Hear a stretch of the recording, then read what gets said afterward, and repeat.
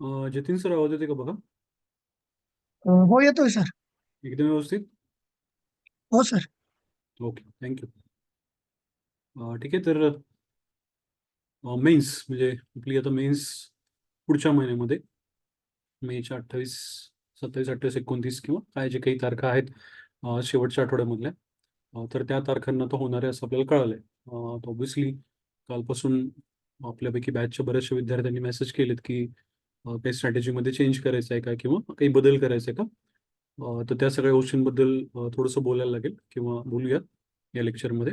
आणि परत एकदा म्हणजे मला वाटतंय आपली जेव्हा बॅच संपली होती 28 फेब्रुवारीला, आपली जेव्हा बॅच संपली तेव्हा आपण काही गोष्टी बोललो होतो की आपल्याला कशा पद्धतीने हे सगळं प्लॅनिंग करायचं होतं मेन्सच्या आधीचं.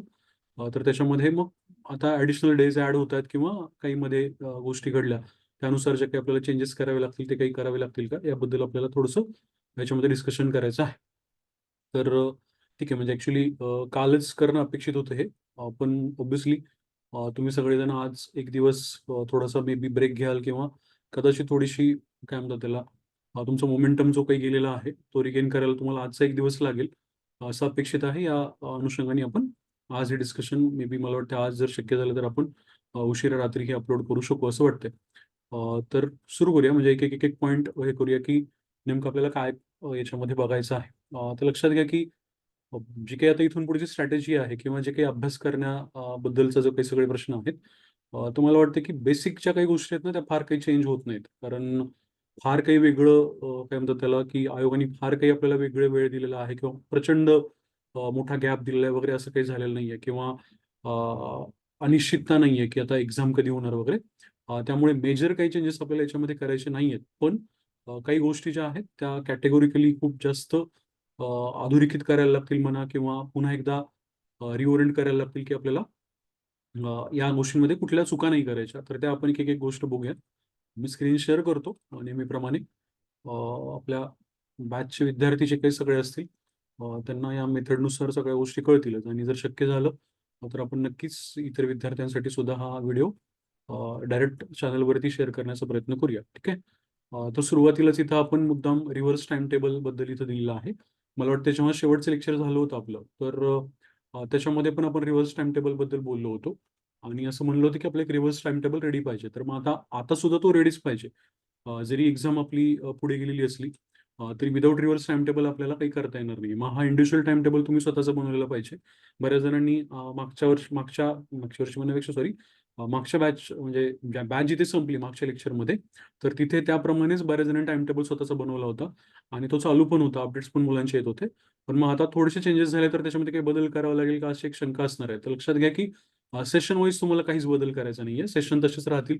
सेशन 1, 2, 3, 4, 5 हे जे काही सेशन्स आहेत आपले ते तसेच राहतील आणि आधी म्हणल्याप्रमाणे की सेशन 1 हा तुमचा खूप मोठा सेशन पाहिजे आणि त्याच्यामध्ये तुमचा जो काही कोर्स जीएस चालू आहे सध्या तो तुमचा चालू असला पाहिजे. याच्यात काही बदल होणार नाही.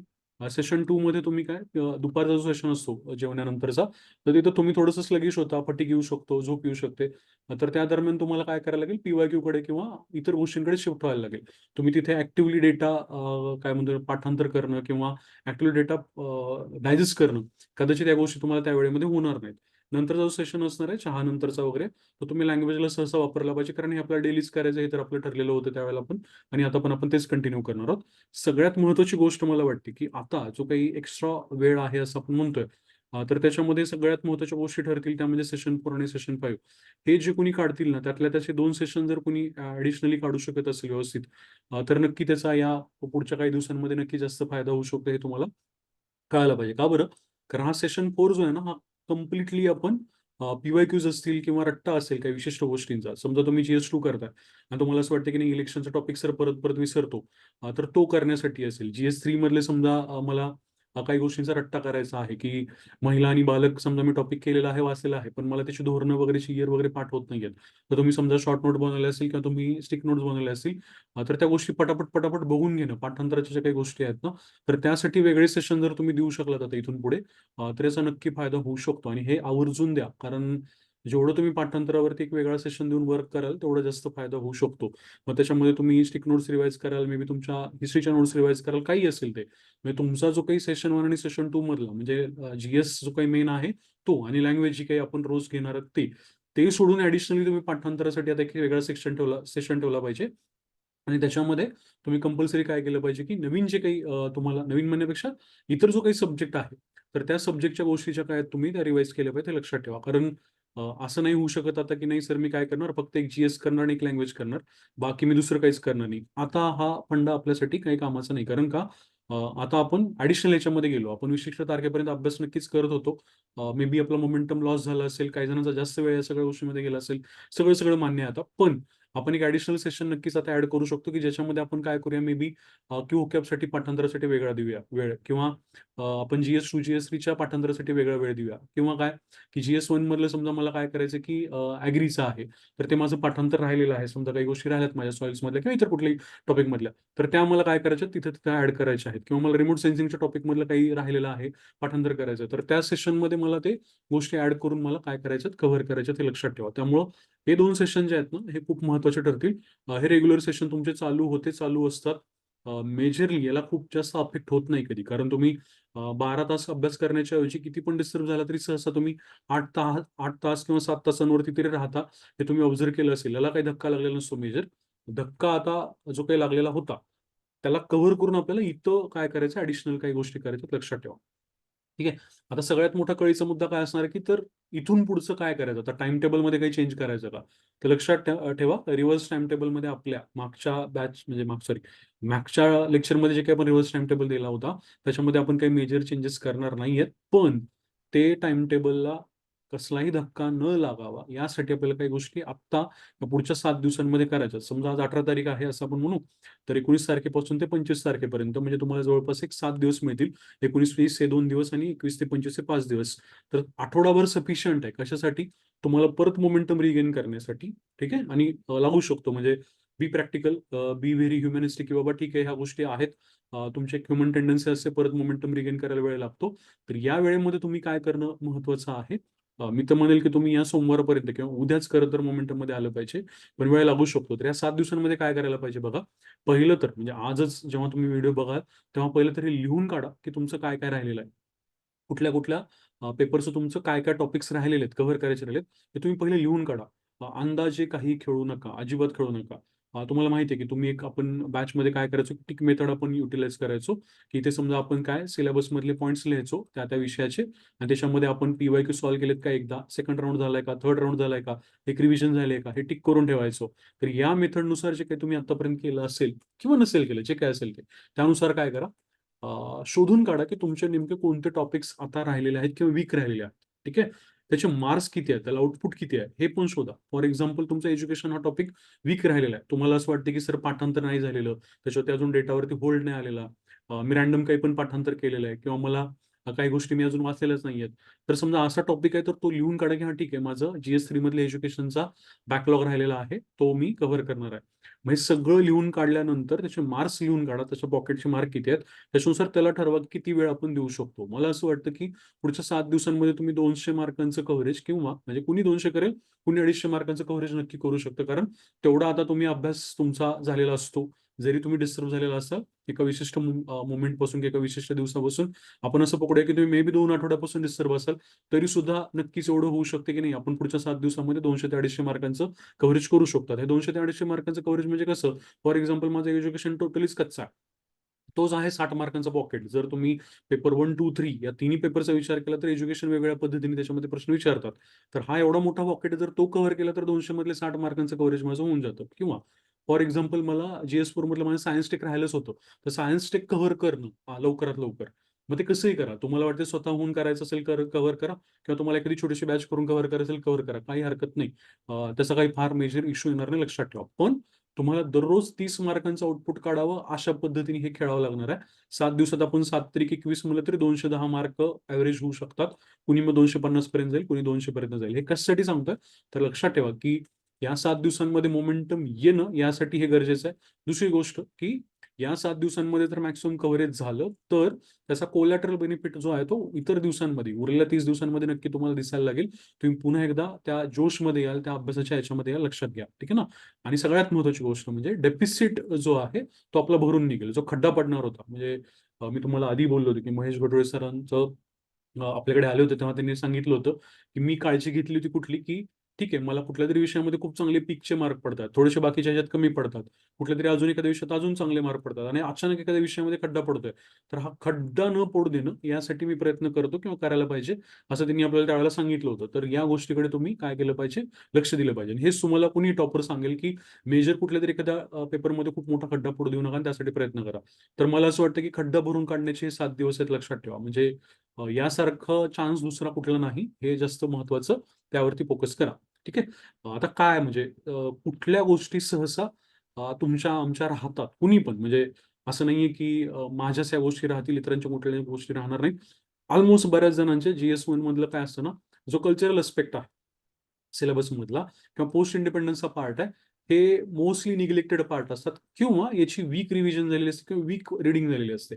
तर असं जर असेल तर या गोष्टींकडे लक्ष दिलं पाहिजे. किंवा काही जणांचं रिमोट सेन्सिंगच्या बाबतीमध्ये असं होऊ शकतं की रिमोट सेन्सिंग करायचं होतं पण राहूनच गेलो होतो, तोपर्यंत मोमेंटम ब्रेक झाला, फॉर्मच्या गडबडी झाल्या किंवा डिस्कशन्समध्ये मी हे झालो की मला कळालं नाही की आता अभ्यास कसा होईल वगैरे आणि विसर्जित झालो, जे काय असेल ते. तर मग हे रिमोट सेन्सिंग राहिलेलं असू शकतं, कल्चरल अस्पेक्ट राहिलेले असू शकतात, पोस्ट इंडिपेंडन्सचा एखादा मोठा गठ्ठा राहिलेला असतो मार्कांचा, किंवा ऍग्रीकल्चर सारखा एखादा विषय 30 मार्कांचा तो अख्खाच्या अख्खा राहिला होता, असं पण होऊ शकतं. फॉर एक्झाम्पल कोणी ऍग्रीकल्चरची कुठली तरी बॅच केली असेल, कुणी आपल्या राम सरांची बॅच केली असेल फॉर एक्झाम्पल, किंवा काही जणांचं असं असेल ना की शेवटपर्यंत ती बॅच करायचीच राहिली असेल, की वाटतंय की नाही करायची करायची करायची पण आता वेळ नाही वेळ नाही म्हणून ती राहून गेली. किंवा असंही झालं असेल की बॅच घेतली असेल पण कंप्लीट नसेल केली, किंवा असंही झालं असेल बॅच घेतली आणि अर्धवटच केली, काही पण. म्हणजे हे जे काही छोटे पॉकेट्सवाले विषय आहेत ना, कदाचित त्यांच्या बाबतीमध्ये तुमचं अशा गोष्टी घडलेल्या असू शकतात. तर हे करेक्शन करण्याची ही वेळ आहे. ह्या 7 दिवसामध्ये हे छोट्या-छोट्या पॉकेट्सचं करेक्शन नक्कीच होऊ शकतं. ठीक आहे. मी तुम्हाला अजिबात कुठल्याही प्रकारची मोठी बॅच उद्या म्हणजे ठीक आहे, आपली बॅच तर नाहीच आहे, तो विषय नाही कुठला. कारण त्या गोष्टींमध्ये मी पडणार पण नाही, की बॅच आता नव्याने परत कुठलीतरी एखादी बॅच लॉन्च करणं वगैरे. मी तुम्हाला एवढंच सांगेल, की मोठी कुठलीही बॅच तुम्हाला करण्याची गरज नाही किंवा करायला नाही पाहिजे. पण जर छोट्या-छोट्या सब्जेक्टसाठी तुम्हाला वाटलं, की या सरांची किंवा या मॅडमांची किंवा या अकॅडमीची ही बॅच आहे, अवेलेबल असेल, तुम्हाला कमीत कमी दिवसांमध्ये ते जर कव्हर होत असेल, ठीक आहे, त्याचं पीवाय अनालिसिस तुमचं कव्हर होत असेल, तर करून टाका. म्हणजे त्याच्यामध्ये काही मेजर असं काय म्हणतात त्याला, बाऊ बाळगण्याचं काही कारण नाही, की नाही करावं का? त्याच्यामध्ये पडावं का? ते सांगेल, की कुठल्या ह्याच्यामध्ये आपण काय करू शकतो वगैरे, ते पण आपण बोलूया. पण हे GS1 मध्ये असं होऊ शकतं, की काही गोष्टी इथं तुमच्या राहिलेल्या असू शकतात. GS2 मध्ये काय राहिलेलं असू शकतं, तर बऱ्याच जणांचं ॲक्चुअली राहिलेलं आहे. कोर पॉलिटिक्स रिव्हिजन राहिलेलं होतं बऱ्याच जणांचं. ठीक आहे ना? आणि त्याच्यामुळे तुम्हाला माहिती आहे, की 30-35 मार्कांचे प्रश्न येऊ शकतात. कॉम्प्रिहेन्शनवरती आधारित, म्हणजे छोट्या-छोट्या शब्दांवरती गेम खेळलेला असतो आयोग आणि ते तुम्ही तिथं गडबडू शकता. 75च काही जणांचं वीक राहिलेलं असू शकतं, केलेलंच नाहीये किंवा करायचं होतं म्हणून ठेवलं होतं, नाहीच झालं, असं असू शकतं. तर ते कव्हर करणं गरजेचं आहे. त्याचा व्हिडिओ पण तुम्हाला बॅचला शेअर केलेला होता. तर या गोष्टी कदाचित काय होऊ शकतात, तुम्ही तुमच्या राहिलेल्या असू शकतात. आता बऱ्याच जणांचं असं एक आहे, की सर काही ॲक्ट्समध्ये काय झालं, की नव्याने काही अमेंडमेंट झालेल्या आहेत, तर त्या करायच्या का? त्याला वेळ द्यावा का? लक्षात घ्या, जर तुमचं आधी बेसिक सगळं झालेलं असेल, तुमचं आधीच्या ॲक्ट्स व्यवस्थित झालेले असतील, सिलेबसनुसार जे काही ॲक्ट झालेले असतील, तरच तुम्ही या गोष्टींमध्ये पडलं पाहिजे. नवीन गोष्टी किंवा नवीन ॲक्ट्स किंवा नवीन अमेंडमेंट्स वगैरे करायची गरज असते. सहसा तुम्हाला माहीत असेल, की कन्झ्युमर ॲक्ट जो होता, तो जुना ॲक्ट होता. जेव्हा तो नवीन ॲक्ट आला, तेव्हा आयोगाने शुद्धीपत्रक काढून खास करून तो नव्याने आम्ही हा कायदा त्याच्यामध्ये ॲड करतोय सिलेबसमध्ये, असं फक्त कन्झ्युमर ॲक्ट पुरतं एक शुद्धीपत्रक काढलं होतं. ठीक आहे ना? त्यामुळं जे कायदे तुमच्या याच्यामध्ये मेन्शन असतात, सिलेबसमध्ये मेन्शन असतात आणि सिलेबस जेव्हा चेंज झाला 2020ला, त्याच्या आधीच्या काही अमेंडमेंट्स आलेल्या असतात. सहसा आत्तापर्यंत त्याच्यावरती आयोगाने तुम्हाला प्रश्न विचारलेला दिसेल, फोकस केलेला दिसेल.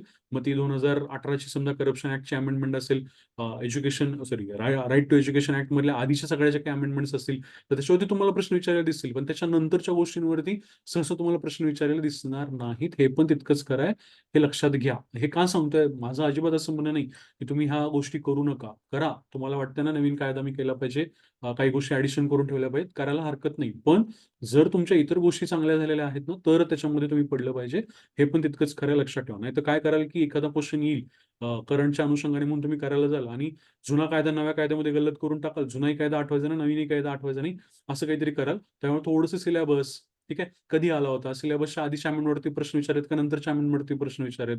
For example SC ST atrocities prevention act बद्दलचं अमेंडमेंटवरती जर त्यांनी प्रश्न विचारला असेल, तर ती अमेंडमेंट कधीची आहे बाबा? 2020च्या नंतरची का आधीची आहे? त्याच्या आधीच्या ह्याच्यावरती त्यांनी प्रश्न विचारला की हे सुद्धा थोडंसं बघून घ्या, त्याचं अनालिसिस करा. त्यानुसार या गोष्टी ठरवायला पाहिजेत, लक्षात ठेवा. म्हणजे हे मी असं का बोलतोय? कारण मला असं वाटतं की एखाद्याला ॲडिशनल अभ्यास करायला आपण रोखू शकत नाही. पण आधी तुमचं जे काही बेसिक गोष्टी आहेत ना त्या कम्प्लीट झालेल्या असणं हे खूप महत्वाचं आहे, हे कळायला पाहिजे. GS3 मध्ये फॉर एक्झाम्पल असं असू शकतं की तुमचे काही टॉपिक चांगले झालेले नाहीयेत. फॉर एक्झाम्पल एज्युकेशन हा खूप मोठा गठ्ठा देणारा, मार्क देणारा टॉपिक आहे आणि तो जर तुमचा वीक असेल, तो तुमच्या होल्डमध्ये येत नाही असं तुम्हाला वाटत असेल, तर मग त्याच्या मायक्रो नोट्स बनवून ठेवाव्या का? ठीक आहे ना? त्याला कन्साइज करायचा प्रयत्न करावा का? हे नक्की तुम्ही आता करू शकता. पुढच्या काही दिवसांमध्ये लक्षात ठेवा. ते सायकॉलॉजिकली तुम्हाला 7 दिवसांचा तो बेनिफिट आहे. त्याच्यामध्ये तुम्ही हे नक्की करू शकता. समजा लेबर सारखा टॉपिक असेल, ओबीसीचा टॉपिक असेल, ठीक आहे. हे टॉपिक तुमचे काय राहिलेत, कच्चे राहिलेत, तर ते नक्कीच करायला हरकत नाही. आयआरची समजा रिव्हिजन चांगली झालेली नाहीये, त्याच्यावरती होल्ड आलेला नाहीये, तर या गोष्टी जर झालेल्या नसतील तर या गोष्टी आपल्याला पुढच्या काही दिवसांमध्ये कव्हर करायचं, लक्षात ठेवा. लक्षात घ्या, या 7 दिवसांमध्ये जेव्हा आपण म्हणतो डेफिसिट कव्हर करायचं आहे, त्याच्यामध्ये आपण अजिबातच अननेसेसरी गोष्टींमध्ये जात नाहीये. मी तुम्हाला असं म्हणत नाहीये की तुम्ही करंट करायचं HRHIDचं, तुम्ही पॉलिटिक्सचं करंट करत बसायचंय. जर ऍडिशनल करंट काय आला असेल अजून पुढच्या मागच्या 1 महिन्यामध्ये वगैरे, ते करत बसायचं अजिबात गरज नाही. असलं काही करायचं नाही. Stick to the basic. हा बेसिक फॉर्म्युला असेल. बाकी गोष्टी आपण काय करू शकतो, जर आणखी वेळ म्हणजे तुम्हाला उरला, वेळ मिळणार तर नाही पण आणखी वेळ उरला, तर मात्र मग आपण काय करू शकतो, त्या गोष्टी करू शकतो. लक्षात ठेवा. GS4 फॉर एक्झाम्पल, याच्यामध्ये समजा तुमचं काय राहिलं की महाराष्ट्र इकॉनॉमिक सर्व्हे केलाय, पण फक्त फील पुरता केलाय, मगिंग अप राहिलेला आहे. ठीक आहे. तर हे मात्र करायला पाहिजे. 15 मार्च सहसा तुम्हाला याच्या सर्व्हेमध्ये, इंडियन इकॉनॉमिक सर्व्हे किंवा महाराष्ट्र इकॉनॉमिक सर्व्हेमध्ये तुम्हाला दिसून येतील. ज्यांनी कोणी चांगले अनालिसिस केले त्याला कळून जाईल की 16 मार्क पण येतील किंवा 16 क्वेश्चन पण येतील आणि 18 क्वेश्चन पण येतील. तर लक्षात घ्या की या गोष्टींना महत्व आहे. मग आता याच्यामध्ये काय आहे ना, की कुठला सर्व्हे करायचा, याच्यामध्ये बरेच जण अडून बसलेत. लक्षात ठेवा, जर तुम्ही मागचा सर्व्हे केलेला असेल महाराष्ट्र इकॉनॉमिक सर्व्हे, तर तिथं स्टिक राहायला सध्या हरकत नाही. जर तुम्हाला पुन्हा एकदा सगळं करून वेळ मिळत असेल, सगळं करून वेळ उरत असेल, तर तुम्ही नवीन गोष्टी करायला पाहिजेत, नाहीतर नाही केल्या तरी चालतात. जर तुम्ही मागच्या 3-4 वर्षांच्या सर्व्हेमध्ये पाहिलं, तर मेजरली गोष्ट चेंज होत नाहीत. ठीक आहे. ज्या गोष्टी चेंज होतात असं तुम्हाला वाटतं, ठीक आहे, ज्या गोष्टी तक्त्यांमधल्या चेंज होतात, त्याच्यातले आकडे समजा चेंज होऊ शकतात, त्या गोष्टींवरती तुम्ही फोकस केलात नव्या सर्व्हे मधल्या तरी चालतील. सगळ्या गोष्टी करत बसण्याची खरंच गरज नाही. नाहीतर मग काय कराल, पुन्हा एकदा नवीन काहीतरी करण्याच्या नादामध्ये जे काही तुम्ही बेसिक केलेलं असतं त्याला धक्का लावाल. पण इकॉनॉमिक सर्व्हे करायचा आहे का? करायचा आहे, त्यात काही वाद नाही. ठीक आहे. बजेट मधल्या रिसेंट मधल्या कुठल्या गोष्टी कराव्या लागतील का? लक्षात घ्या. GS3 ला पण येऊ शकतो, GS4 ला पण येऊ शकतो. त्यामुळे म्हणजे योजना वगैरे समजा काही नवीन लॉन्च झाल्या असतील, काही छोटं एखादं मंत्रिमंडळाने काही निर्णय घेतला असेल, तो लागू केला असेल, तर अशा गोष्टी तुम्हाला, अशाही तुम्हाला वन लाईनर वगैरे म्हणून माहिती असाव्या लागतात. त्या आपण सगळ्या शेअर केलेल्या आहेत. हा सगळ्यात महत्त्वाची गोष्ट म्हणजे GS2 आणि GS3चं करंट, सगळं वन लाईनर करंट तुम्हाला स्क्रीनशॉट टाकून ऑलरेडी शेअर केलेला आहे. बघायचं राहिलं असेल तर तुम्ही नंतर बघू शकता. त्याला 2 तासाच्या वरती, 1.5 तासाच्या वरती अजिबात वेळ द्यायचा नाही. त्याला करंट तेवढंच रिस्पेक्ट द्यायचा, अननेसेसरी जास्त महत्व त्याला आपल्याला द्यायचं नाहीये. इथे HRHID रुरल टॉपिक असेल लिहिण्याचं कारण, ज्यांनी HRHID आपलं केलेलं आहे, आपल्याबरोबर लेक्चर्स केलेले आहेत, त्यांना माहिती की तुम्ही रुरलचा टॉपिक करताय, तर तुमचा महाराष्ट्र इकॉनॉमिक सर्व्हे ऑलमोस्ट म्हणजे जवळपास 60% 70% म्हणायला हरकत नाही की तो तिथे कव्हर होतो. बऱ्याचशा योजना, बऱ्याचशा गोष्टी त्या अनुषंगाने आपण त्याच्यामध्ये कव्हर केलेल्या असतात. अजून काही जणांचा प्रश्न आहे की आता इंडियन इकॉनॉमिक सर्व्हे करायचा का? तर लक्षात घ्या, इंडियन इकॉनॉमिक सर्व्हे नव्याने जर तुम्ही आधी केलेलं नाहीये, तर नव्याने करणं रिस्की आहे. त्याच्यामध्ये आउटपुट किती येईल हे आपल्याला माहिती नाही. त्यामुळे त्याच्या भानगडीमध्ये पडणं सध्या तरी गरजेचं नाही. जर समजा तुम्ही आधी केलेलं असेल तर रिवाइज करायला नक्कीच हरकत नाही, मग करायला हरकत नाही. करायचंच असेल तर फॉरेन ट्रेडवरती वगैरे काही क्वेश्चन्स आयोगाने मागच्या वर्षी तुम्हाला विचारायला दिसून येतील, तर त्याच्याबद्दलच्या गोष्टी करायला हरकत नाही. किंवा सोशल सेक्टर असेल समजा, ठीक आहे ना, हेल्थ एज्युकेशन वगैरे सेक्टर असेल, त्याच्याबद्दलच्या काही गोष्टी तुम्हाला सेपरेट टॉपिक तुम्हाला सहसा इकॉनॉमिक सर्व्हेमध्ये असतो, तर त्या गोष्टींपुरते 1-2 टॉपिक पुरतं जर काही गोष्टी केल्या तर हरकत नाही. अननेसेसरी बर्डन वाढवून घेऊ नका. आधी केलं असेल चांगलं तर करा. मला आता खूप वेळ मिळालाय, आता मी 3-4 दिवस सर्व्हेलाच देऊन टाकतो, असं जर काही करायला गेलात तर मात्र रिस्की होऊ शकतं. ते काही आपल्याला करायचं नाहीये. सायन्स टेक राहिलेलं असेल, तर ते करायला हरकत नाही आता. कारण काय आहे ना, की ठीक आहे, बायोटेकचा जर पार्ट सोडला, तर समजा तुम्हाला ते बायोटेक होत नाहीये, तर त्याची ॲटलीस्ट PYQ बघून घेणं, मग त्याचे काही मार्क्स तुम्हाला उचलता येतात का? सायन्स टेकचं बाकीचे जे काही आहे, समजा IT आहे, न्यूक्लिअर आहे, स्पेस आहे, या गोष्टी चांगल्या प्रकारे रिवाईज करणं, ज्या कदाचित आपण आतापर्यंत फक्त PYQ वरती ठेवत होतो, त्या चांगल्या प्रकारे रिवाईज करून घेणं, एक कुठलातरी विशिष्ट सोर्स घेऊन, एक कुठलातरी विशिष्ट नोट्स वापरून, त्याच्या पलीकडे त्याला फार महत्त्व न देता जर करू शकत असाल, किंवा तुम्हाला वाटत असेल की नाही ठीक आहे, मला एखादी छोटीशी बॅच करायची आहे, ती मी मॅच करतो, तेवढ्यापुरतं मी कव्हरेज करतो, हरकत नाही. म्हणजे तो काही फार मेजर इश्यू नाही, हे मी मगाशी पण तुम्हाला सांगितलं. त्याच्यानंतर काय, ॲग्री समजा किंवा ॲग्री इकॉनॉमी असेल, ॲग्री नाही, GS4 मध्ये ॲग्री इकॉनॉमी असेल तर ॲग्री इकॉनॉमीचा पण मोठा पॉकेट आहे, लक्षात ठेवा. जर तो जर तुमचा वीक राहिलेला असेल तर दिस इज द टाइम, म्हणजे हा जो काही वेळ आहे हा तिथे युटिलाइज करू शकता. नक्कीच ते लक्षात ठेवा. बायोटेक पुन्हा एकदा कन्झर्वेटिव्ह अप्रोच पाहिजे. आधी PYQ वरती ओरिएंटेशन पाहिजे, नंतर जर आणखी वेळ वाटत असेल, पुरतोय आपलं, बाकी सगळं खूप चांगलं झालंय, तरच मग त्याचं कंटेंट वगैरे रिवाइज करायला जा, किंवा रिवाइज करायला जा म्हणण्यापेक्षा ऍड करायला जा. नाहीतर तुम्ही आधी जर केलं असेल तेवढं सफिशियंट आहे. आता PYQs ऍड करू शकता चांगल्या प्रकारे, आणि जर आधी चांगलं रिव्हिजन केलेलं असेल तर त्या मात्र गोष्टी नक्कीच ऍड करू शकता, म्हणजे परत एकदा वाचून घेऊ शकता. लक्षात ठेवा. लँग्वेजच्या बाबतीमध्ये मला वाटतं की व्होकॅब बऱ्याच जणांचं राहिलेलं असतं. हे खूप कॉमन हे आहे की प्रॉब्लेम आहे की व्होकॅब राहिलेला आहे. लक्षात ठेवा की व्होकॅबच्या जोरावरती तुमचे 15-16 मार्क आरामात काय होऊ शकतात, फिक्स होऊ शकतात. त्यामुळं त्याला मात्र वेळ दिलाच पाहिजे, लक्षात घ्या. म्हणजे जरी राहिलं असेल डेफिसिटमध्ये तर याच्यावरती जोर दिला पाहिजे. पेपर सॉल्व्हिंग जर राहिलं असेल तुमचं लँग्वेजचं तर ते नक्कीच केलं पाहिजे. म्हणजे आता इथून पुढे मला वाटतं की 10 ते 12 टेस्ट पेपर्स तुम्ही नक्की सोडवले पाहिजेत. काही जाऊन सोडवायची गरज नाहीये. स्वतः पेपर घेऊन या. खूप चांगल्या लोकांनी चांगले पेपर काढलेले असतात, ते घेऊन यायचे, ते सोडवायचे. PYQ तर आहेतच, म्हणजे गुगल टेस्ट तर मी तुम्हाला ऑलरेडी सांगितलेलंच आहे. गुगल टेस्ट आपण प्रोव्हाइड पण करतोय. तुम्हाला फक्त काय तुमचं नाव नंबर वगैरे टाकायचं असतं आणि त्याच्यामधून तुम्ही पूर्ण गुगल टेस्ट पेपर सोडल्यासारखी सोडवू शकता. मुद्दाम आपण ग्रामरचा पार्ट त्याच्यामध्ये टाकलेला आहे, तर त्या तुम्हाला अवेलेबल आहेत, फ्रीली अवेलेबल आहेत. तुम्हाला त्याच्यामध्ये काही वेगळं करावं लागत नाही. ठीक आहे. दुसरी महत्वाची गोष्ट म्हणजे डिस्क्रिप्टिव्ह. आत्तापर्यंत म्हणजे तुम्ही पेपर सोडवले किंवा नाही सोडवले हे माहिती नाही, पण पुढच्या 7 दिवसामध्ये एक पेपर पटापट सोडून घेतलाच पाहिजे, लक्षात ठेवा. कारण का, परत एकदा मोमेंटम टिकण्यासाठी ते गरजेचं आहे. जर तुम्ही असं विचार करत असाल की नाही मी आधी सोडवले सर 2, आता या 7 दिवसात काही करत नाही, नाही.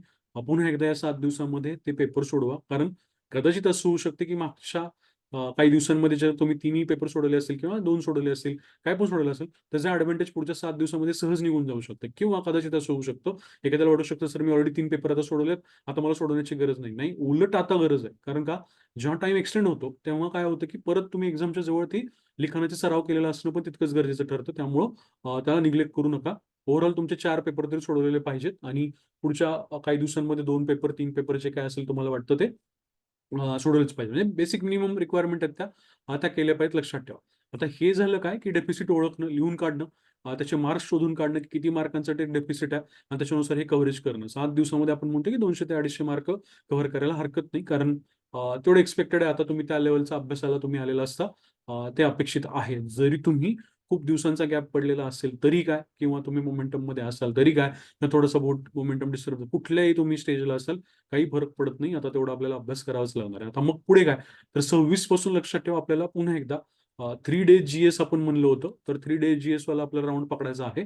त्याच्यामध्ये मग तुम्हाला GS1, 3, 4, 2 अशी सिक्वेन्स ठेवता येईल, किंवा कुणाला असं वाटत असेल की मी वेगळ्या प्रकारे सिक्वेन्स ठेवतो. लक्षात ठेवा, चुकूनही या 7 दिवसांमध्ये फार जास्त एम्फेसिस अख्खा मी GS2 करून घेतो वगैरे याच्यावरती ठेवण्यापेक्षा आधी डेफिसिट कव्हर करून घेणं सगळ्या पेपर्सचं, आणि मग नंतर काय GSचा राउंड लावायला सुरुवात करणं, हे जास्त संयुक्तिक आहे, लक्षात ठेवा. अजिबात कुठला तरी एक पेपर मी आता GS4च घेऊन बसतो किंवा बसते, असं करू नका. कारण शक्यता खूप जास्त आहे की तुम्ही GS2 जरी घेतला फॉर एक्झाम्पल रिव्हिजनला, तर तुम्ही 7 दिवस कदाचित GS2 करत बसाल. 7 दिवस तुम्ही कदाचित GS4च करत बसाल. नका करू. डेफिसिट भरून काढा, खड्डे भरून काढा. खड्डे भरून काढले ना की मग GSचा खूप चांगला राउंड तुम्हाला पुढच्या 26 तारखेपासून लावता येईल. मग 26, 27, 28 एप्रिलचा जर विचार केला तर आपण समजा GS1, आता मे बी सिक्वेन्स तुम्ही चेंज करू शकता. त्याला काही फार विशेष नाही. सिक्वेन्स कोणी ठरवून देऊ शकत नाही, आणि मी काही तुम्हाला 3 दिवस पण काही कंपल्सरी म्हणत नाहीये. आपल्याला माहिती आहे की ह्या टाइम टेबलमध्ये तुम्ही फ्लेक्सिबिलिटी नक्कीच ठेवू शकता. पण असं असलं पाहिजे की तुम्ही GS1 करताय आणि सोबत काय करताय, लँग्वेज करताय, आणि डेली एक पेपर, टेस्ट पेपर सोडून बघताय लँग्वेजचा. हे मात्र रुटीन, म्हणजे आता समजा विचार करा की 26 तारखेपासून जर विचार केला तर आपण GSचा राउंड सुरू करतोय, आणि 7 मे पर्यंत हा राउंड चालू राहणार आहे. म्हणजे दर 3 दिवसाला एक GS कंप्लीट करायचा आहे, हे तर आहेच आहे. आणि सोबत काय महत्त्वाची गोष्ट आहे, तर लँग्वेज पण करायचं आहे. तर लँग्वेज करत असताना एक पेपर करणं हे पण तेवढंच गरजेचं आहे. कारण डेली एक पेपर म्हणजे तुमचे 12 दिवसामध्ये ॲटलीस्ट 10 पेपर तरी होऊ शकतात, टेस्ट पेपर्स होऊ शकतात. हे जर सॉल्व्हिंग केलं तर नक्कीच त्याचा इम्पॅक्ट चांगला पडू शकतो. का बरं करायचं हे? लक्षात ठेवा, की मराठी आणि इंग्लिशच्या पेपरला कुणाला वेळ पुरतो, कुणाला नाही वेळ पुरत. म्हणजे जर तुम्ही विनीतनं विचारलं तर ते तुम्हाला म्हणतील, की म्हणजे मागच्या वेळेस माझी जेव्हा त्यांची भेट झाली होती, तेव्हा त्यांनी मला सांगितलं होतं, की "सर मला तर वेळ पुरला अ, कुठल्या मराठी इंग्लिशच्या पेपरला." तर मला असं वाटतं, की कोणाला तरी वेळ पुरतोय आणि कोणाला तरी नाही पुरत आहे. याच्यामध्ये काहीतरी डिफरन्स क्रिएट होतोय. मे बी प्रॅक्टिस आहे, पेपर सॉल्व्हिंग आहे, हे कुठेतरी कमी पडत असेल, तर तुम्ही ते काय करू शकता, आता त्याचं त्याच्यावरती फोकस नक्कीच करू शकता. आणि मग काय 12 दिवस जर तुम्ही 4 GS पेपर लावून ठेवताय, तर त्याच दरम्यान तुम्ही लँग्वेजचे 10 जरी पेपर सोडवू शकलात, क्वेश्चन पेपर जर सोडवू शकलात, तर नक्कीच फायदा होऊ शकतो. आणि पेपर सोडवला ना, लगेच टॉपिक शोधून काढायचा. कुठला टॉपिक आहे की ज्याच्यामध्ये मला मार्क येत नाहीयेत, इमिजिएटली तो टॉपिक रिवाइज करायचा आणि पुढच्या पेपरमध्ये परत त्याच्यामध्ये मार्क घेण्याचा प्रयत्न करायचा. हे करत गेलात तर 10-12 दिवसांमध्ये खूप चांगलं लँग्वेजची रिव्हिजन पण होऊ शकते, सॉल्व्हिंग पण होऊ शकते आणि आपण वेगळा वेळ तर लँग्वेजला रोजच्या रोज देणारच आहे. त्यामुळे पकड चांगली निर्माण होईल. हे कधीपर्यंत करायचं आहे? हे 7 मे पर्यंत करायचं आहे. 7 मेच्या नंतर परत एकदा तुम्हाला 2 डेज पर GS असा राउंड लावायचा आहे. तिथं पण तुम्हाला लँग्वेज एका बाजूने कंटिन्यूअस राहणार आहे. आता इथं मात्र तुम्ही पेपर सॉल्व्हिंग वगैरे फार करत बसण्याची गरज नाही. कशाची? लँग्वेजची. कारण का मला असं वाटतं, की जर पेपर सॉल्व्हिंग वगैरे लँग्वेजची वगैरे करायची ना, तर तुम्ही मेच्या पहिल्या आठवड्यापर्यंत ना ती डेडलाईन असली पाहिजे, की इथं तुम्ही ते संपवलं पाहिजे. जर तुमचं अजून पेपर सॉल्व्हिंग झालेलंच नाहीये आणि मग तुम्ही नंतर कुठेतरी 8 मे ते 15 मेच्या आठवड्यामध्ये हे सगळं लावताय, तर मग ते खूप लांब जातं. परत एकदा काय होतं ना, तीच गोष्ट तयार होते, की सगळं केलं होतं, पण मग काय प्रॅक्टिसच राहिली वगैरे, वगैरे. त्याच चुका परत-परत नाही केल्या पाहिजे. ठीक आहे. आता एक सिंपल गोष्ट आहे कळायला पाहिजे, की जेव्हा तुम्ही 3 डेज पर GS लावता, ठीक आहे, आणि नंतर 2 डेज पर GS लावता. त्याचा सरळ-सरळ अर्थ आहे, की 3 डेज पर GS मध्ये तुम्हाला 50 मार्कांचं GSचं कव्हरेज एका पेपरचं रोज करायचं. ठीक आहे ना? म्हणजे हे मी का सांगतोय? कुणी-कुणी काय करतं ना, GSचे 2 सब्जेक्ट घेतं एका दिवसामध्ये. त्यांना मी सांगेल, की तुम्ही काय करा, पर्टिक्युलरली त्या दिवसांमध्ये एखाद्या GSचे 25 मार्क आणि दुसऱ्या GSचे 25 मार्क. म्हणजे शेवटी GSचे 50 मार्कांचं कव्हरेज एका दिवसात होतंय का? याला खूप महत्त्व आहे, लक्षात घ्या. फॉर एक्झाम्पल एज्युकेशनच्या टॉपिकला दिवस गेला, हरकत नाही. कारण का जवळपास 50, 55, 60 मार्कांचा टॉपिक आहे, तर ते कव्हरेज चांगलं आहे. ठीक आहे. नाहीतर तुम्ही काय करताय, रूरलचे समजा 10 मार्कांचा टॉपिक आहे आणि 10 मार्कांचा किंवा 12 मार्कांचा टॉपिक किंवा कधी 15 मार्कांना पण कधी-कधी येतो. रूरलचा टॉपिक एक करताय आणि तोच टॉपिक समजा दिवसभर करताय. हे आउटपुट काढणारं काय नाहीये, मेथड नाहीये, लक्षात ठेवा.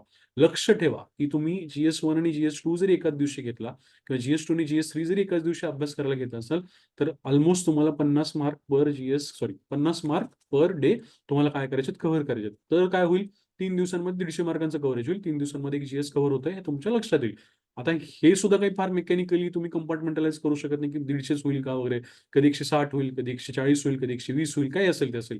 पण ओव्हरऑल तुम्हाला 12 दिवसांमध्ये सगळं GS आणि परत एकदा लँग्वेजची प्रॅक्टिस करून तुमचा एक राउंड इथे संपला पाहिजे. मग 2 डेज पर GSचा तुम्ही काय राउंड लावला पाहिजे. जर 3 डेज पर GSचा राउंड चांगला झाला असेल, तर ऑब्व्हियसली 2 डेज पर GSचा राउंड चांगलाच होणार आहे. त्याच्यामध्ये काही प्रॉब्लेम येणार नाही. सगळ्यात महत्त्वाची गोष्ट या प्लॅनिंगमध्ये आधी पण सांगितलं होतं. मला आजच आपल्या एक विद्यार्थिनी आहेत, तर त्यांचा एक मेसेज आला होता, की "सर हे जे मागच्या वेळेस आपण प्लॅनिंग दिलं होतं बफरवालं, तर याच्यामुळं मी खूप स्टेबल राहू शकले."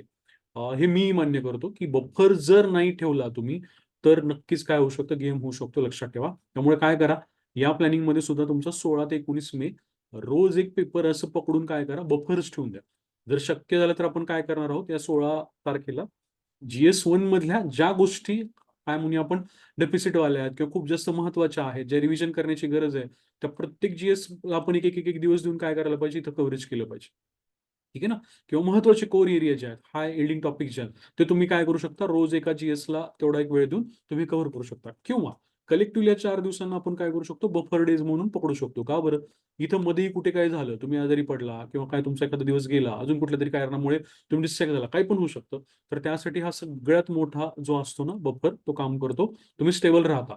जर हा बफर तुमच्याकडे असेल, तर त्या बफरमध्ये तुम्ही HYT किंवा हाय यील्डिंग टॉपिकची रिव्हिजन पण करू शकता, डेफिसिट पण भरून काढू शकता किंवा काय जर काही गडबडलं मागच्या वेळापत्रकामध्ये, तर तुम्हाला कुठल्याही प्रकारे पॅनिक मोडमध्ये न जाता सगळं कव्हरेज करता येईल, लक्षात ठेवा.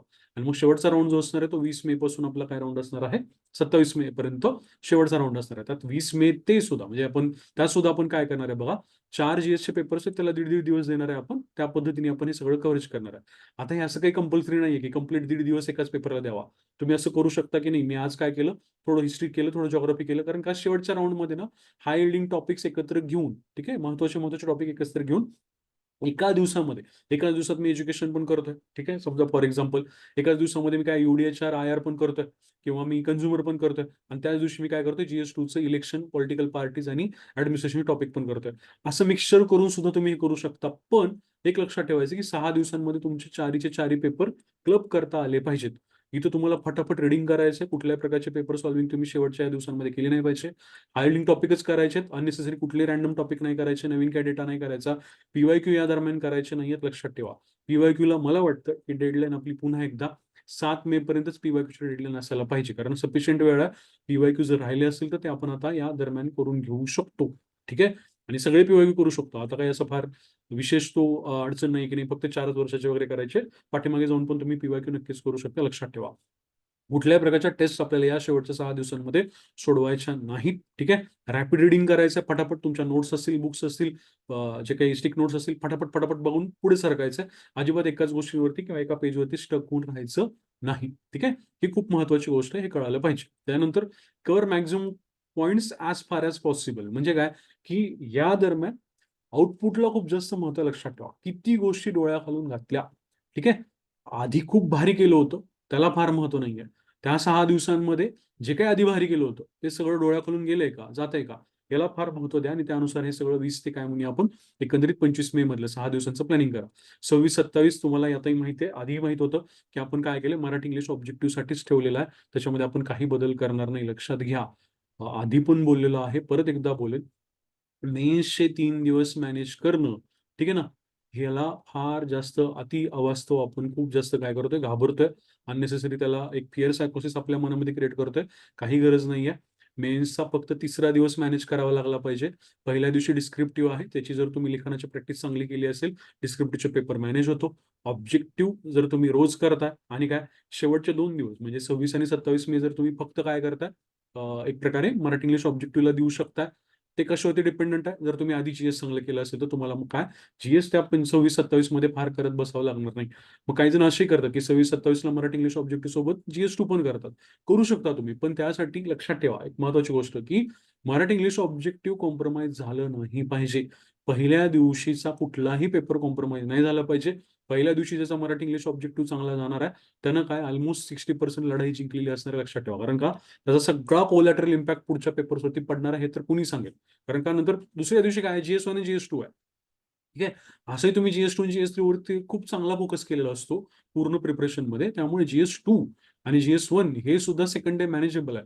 त्रास कुठे होईल फार तर फार जीएस 3 आणि जीएस 4 ला त्रास होईल. त्याच्या पलीकडे तो त्रास झाला नाही पाहिजे. तुम्ही तर म्हणायला लागला नाही पहिल्या दिवशी पण त्रास झाला, मराठी इंग्लिश पण मॅनेज नाही झालं, त्याला टाइम नाही पुरला, जीएस 1 जीएस 2 पण नाही पुरला, जीएस 2 लेंदीच वाटला. अशी जर तुम्ही गोष्टी बोलणार असाल पेपर झाल्यानंतर तर लक्षात ठेवा कुठेतरी स्ट्रॅटेजिकली आपण याआधी मिस्टेक करणार आहे. त्यामुळे काय करा, इथं मराठी इंग्लिश ऑब्जेक्टिव्हला त्याचा वेळ देऊन टाका. त्याला त्याचा न्याय द्या. ठीक आहे. तुम्ही कसं मॅनेज करणार ते तुम्ही ठरवा. पॉकेट्स कसे करायचे किंवा तुम्हाला इथं काही जीएस ऍड करा वाटत असेल तर हे कायम लक्षात ठेवलं पाहिजे की इथं जीएस ऍड करताय 26-27 मेला तर त्यामुळे तुमचा मराठी इंग्लिश ऑब्जेक्टिव्हच्या पेपरला धक्का नाही लागला पाहिजे. कुणाला तरी 80 येणं आणि कुणाला तरी 62 येणं, 18 मार्कांचा फरक पडणं हे डेंजरस गोष्ट आहे. असं नाही झालं पाहिजे. मराठी इंग्लिश ऑब्जेक्टिव्हच्या पेपरमध्ये पहिल्या दिवशीचा पेपर सगळ्यांसाठी सारखा असतो. प्रेशर हँडल करण्यामध्ये कुठेही कुणी कमी पडण्याचं काहीच कारण नाही. कारण का तुमच्या हातात आहे सगळं. ठीक आहे ना, की पहिल्या दिवशीचा ऑब्जेक्टिव्हचा पेपर कसा मॅनेज करायचा. ओके. त्याच्यानंतर आधी सांगितलं की डी डे मॉडेल म्हणजे काय आपण म्हणतो तर त्या 3 दिवसांमध्ये आपल्याला काय काय करायचं. तर आता हे इथं ढोबळमानाने लिहिलेलं आहे की तुम्ही काय काय करू शकता. स्क्रीनशॉट काढून ठेवा किंवा परत आपण शेअर पण करू. पण लक्षात घ्या आत्ताच ठरवून ठेवा. आत्ता म्हणजे आज नाही, पण एप्रिल एंड पर्यंत किंवा त्यातल्या त्यात मी म्हणेल की तुमचा 7 मे पर्यंतचा जो काही राउंड आहे ना तिथं गेल्यानंतर ठरवून ठेवा की नेमकं आपण या 3 दिवसांमध्ये नेमकं आपल्याला काय काय रिवाइज करावं लागणार आहे.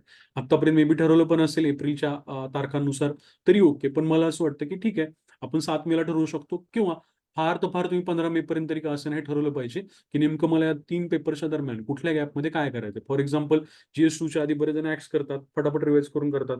काही जण ऍक्ट्स करतात आणि परत पबाड पण करतात. म्हणजे पबाड म्हणण्यापेक्षा ऍडमिनिस्ट्रेशनचे सगळे टॉपिक करून घेतात. काही जणांनी इलेक्शन आणि पॉलिटिकल पार्टीज पण रिवाइज केलं होतं जीएस 2च्या आधी. तर हे सगळं तुम्ही करू शकता जर तुम्ही आता चांगला त्याच्यावरती होल्ड घेताय तर. ठीक आहे.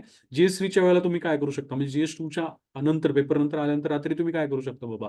तुम्हाला आयआर असेल त्याचा मोठा पॉकेट आहे, युडीएचआर असेल त्याचा मोठा पॉकेट आहे. तर असे पॉकेट किंवा रुरलचा मोठा पॉकेट आहे जो तुम्हाला इकॉनॉमीला पण कामाला येऊ शकतो. तर लक्षात ठेवा तुम्हाला पॉकेट शोधून ठेवायला लागतील की अरे हा ठीक आहे रुरल सारखा पॉकेट जो आहे ना तो जीएस 3 जीएस 4 दोन्हीकडे कामाला येऊ शकतो. ठीक आहे. एज्युकेशन बद्दल आधी पण बोलले की एज्युकेशन हे जीएस 2च्या आधीच केलेलं चांगलं असलं पाहिजे. तर मग जीएस 2 जीएस 3 ला एकत्रित बेनिफिट होईल. नाही तर काय होतं बऱ्याच वेळेला जीएस 2चा पेपर देऊन आल्यानंतर कळतं की अरे माझा एज्युकेशनचा प्रश्न चुकला आणि मग भीती निर्माण होते एज्युकेशन वाजल्यानंतर. त्यामुळं एज्युकेशन जेवढं जास्तीत जास्त आधी चांगलं कराल कारण ते 1 2 3 पेपरला तिन्ही पेपरला कॉमन आहे. ठीक आहे. तर त्या अनुषंगाने तुम्ही याचा विचार करायला पाहिजे. हे पॉकेट्स त्याच्यानुसार तुम्ही सगळे ठरवले पाहिजेत. मी आता या पॉकेट्स बद्दल बोलत नाही. जर शक्य झालं तर मेच्या सेकंड वीकमध्ये वगैरे आपण या पॉकेट्स बद्दल बोलूया. आता मी फक्त तुम्हाला इथं एक ढोबळमाने हे पॉकेट्स दिलेत. आधी पण दिले होते. त्यानुसार तुम्हाला हे मॅनेज करायचं आहे. आता थोडंसं काही गोष्टींबद्दल बोलूयात की नवीन आपल्याला हे जे काही सगळा सिनारिओ क्रिएट झाला त्याच्याबद्दल काय आपल्याला नेमकं अप्रोच ठेवायला लागणार आहे. सगळ्यात महत्त्वाची गोष्ट क्लिअर करून टाकतो आधीच, की कुठलीही एच-आर-डीची किंवा पॉलिटिची जी काही नवीन बॅच आहे, ती आपली येणार नाही. कुठलीही बॅच आधी पण प्रस्तावित नव्हती. आपलं 28 फेब्रुवारीला या ऑब्जेक्टिव्हच्या बद्दलचे जे काही बॅचेस आहेत, एच-आर-डीची पूर्ण बॅच, पॉलिटिची पूर्ण बॅच, ह्या सगळ्या ज्या काही बॅचेस आहेत त्या संपलेल्या आहेत. तेव्हाही जर तसं असतं, की काही प्लॅन असतं आपल्याला घ्यायचा वगैरे, तर तेव्हाच मी तुम्हाला क्लिअर कट सांगितलं असतं. कारण मग तुम्हाला त्यावेळेला वेगळं सांगायचं आणि आता वेगळं सांगायचं. हां, ठीक आहे. काहीतरी पेपर 4 महिनेच पुढे गेला असता, काहीतरी गडबड झाली असती वगैरे, तर त्या केसमध्ये विचार केला असता. पण मला नाही वाटत, की त्याही केसमध्ये मी काही फार तो वेगळा विचार केला असता. आत्ताही मला तेच वाटतं, की कुठल्याही नवीन प्रकारची एच-आर-डीची काय ते लाईव्ह बॅच, कुठल्याही वेगळ्या प्रकारची बॅच किंवा पॉलिटी भाग 2 ची बॅच वगैरे, याबद्दल मी सध्या तरी हे नाहीये. हे का सांगतोय? कारण बऱ्याच जणी तशा रिक्वेस्ट केलेल्या आहेत. तसं प्रस्तावित पण नव्हतं आणि प्रस्तावित सध्या पण नाहीये. ठीक आहे ना? म्हणजे आता पुरतं तरी मी क्लिअर करतो. ठीक आहे, तुम्ही रिक्वेस्ट करणं वेगळं, पण मी माझ्या बाजूने तुम्हाला सांगणं गरजेचं आहे. 39 दिवस हा खूप मोठा फॅक्टर आहे. याच्याबद्दल बोललं पाहिजे. ते आपण जरा बोलूयात. झालंय काय ना, की या दरम्यान खूप काही चुका आपल्याकडून होऊ शकतात पुढच्या 39 दिवसामध्ये. त्याबद्दल थोडंसं मला तुमच्याशी डिस्कस करायचं होतं आणि भीती वाटते. म्हणजे असं वाटतं, की तुम्ही काहीतरी गडबड कराल. ठीक आहे, पॉझिटिव्ह खूप वाटते, की नाही तुम्हाला वेळ एक्स्ट्रा मिळाला किंवा तुम्ही त्याचं युटिलायझेशन खूप चांगलं कराल. याच्यासारखी संधी नाहीये वगैरे ठीक आहे. पण काही गोष्टी ज्या आहेत ना, त्या गोष्टी मला तुमच्याशी शेअर करायच्या त्या तुम्हाला कळतात का बघा. म्हणजे तुमच्यापर्यंत ते रीच आउट होतात का बघा. झालंय असं, की एक चुकीची मानसिकता आपल्या मनामध्ये कुठेतरी पॅक झालेली आहे, की ही मेन्स लवकर होऊन जावी आणि आपण मोकळं व्हावं. म्हणजे हा एक खूप जास्त आपण म्हणतो ना, की खूप गोष्टी तुमच्यावरती खूप जास्त दिवसांपासून त्याचं बर्डन क्रिएट होणं आणि त्या बर्डनमधून मुक्त होणं हेच एकमेव अल्टिमेट टार्गेट राहणं. हे मी माझा पर्सनल एक्सपिरियन्स सांगतो. मला यू-पी-एस-सीच्या याच्यामध्ये पॉलिटिकल सायन्सच्या सेकंड पेपरमध्ये म्हणजे माझं सिलेक्शन त्या सेकंड पेपरनी मला गंडवलं होतं. ते झालं असतं. तर मी झालं असं होतं, मला अजून आठवतं, की 2014च्या मेन्सच्या वेळेला सेकंड पेपर पॉलिटिकल सायन्सचा जो असतो 6व्या-7व्या दिवशी तो असतो पेपर त्या ह्याच्यामध्ये पूर्ण एक्झॉस्ट झालेलं होतं आणि मला असं झालं होतं, की हा पेपर फक्त होऊन जावा. मला या पेपरमध्ये एनर्जी नाही द्यायची आहे. मला याच्यामध्ये फार काही याच्यामध्ये राहायचं नाहीये. मला आता हे बस झालेलं आहे. अशा एका वेगळ्या झोनमध्ये मी निघून गेलेलो आणि त्याचा झटका मला नक्कीच त्या पेपरमध्ये बसला. ही जी मी चूक केली ना, ती चूक मला नाही वाटत की तुम्ही करायला पाहिजे आणि डेंजरस आहे. तुमची लाईफ पूर्ण पलटू शकते या सगळ्या अशा गोष्टींमुळे. हे का सांगतोय, की समजा मुली आहेत, आपल्या बॅचच्या विद्यार्थिनी आहेत. त्यांच्यामध्ये पण एक दिसतंय की सर की ही कुठेतरी प्रोसेस आता थांबली पाहिजे, झालं पाहिजे, घरून खूप प्रेशर आहे वगैरे, वगैरे. सगळं मान्य आहे. पण अ, आपण राज्यसेवेच्या मेन्सला आहोत.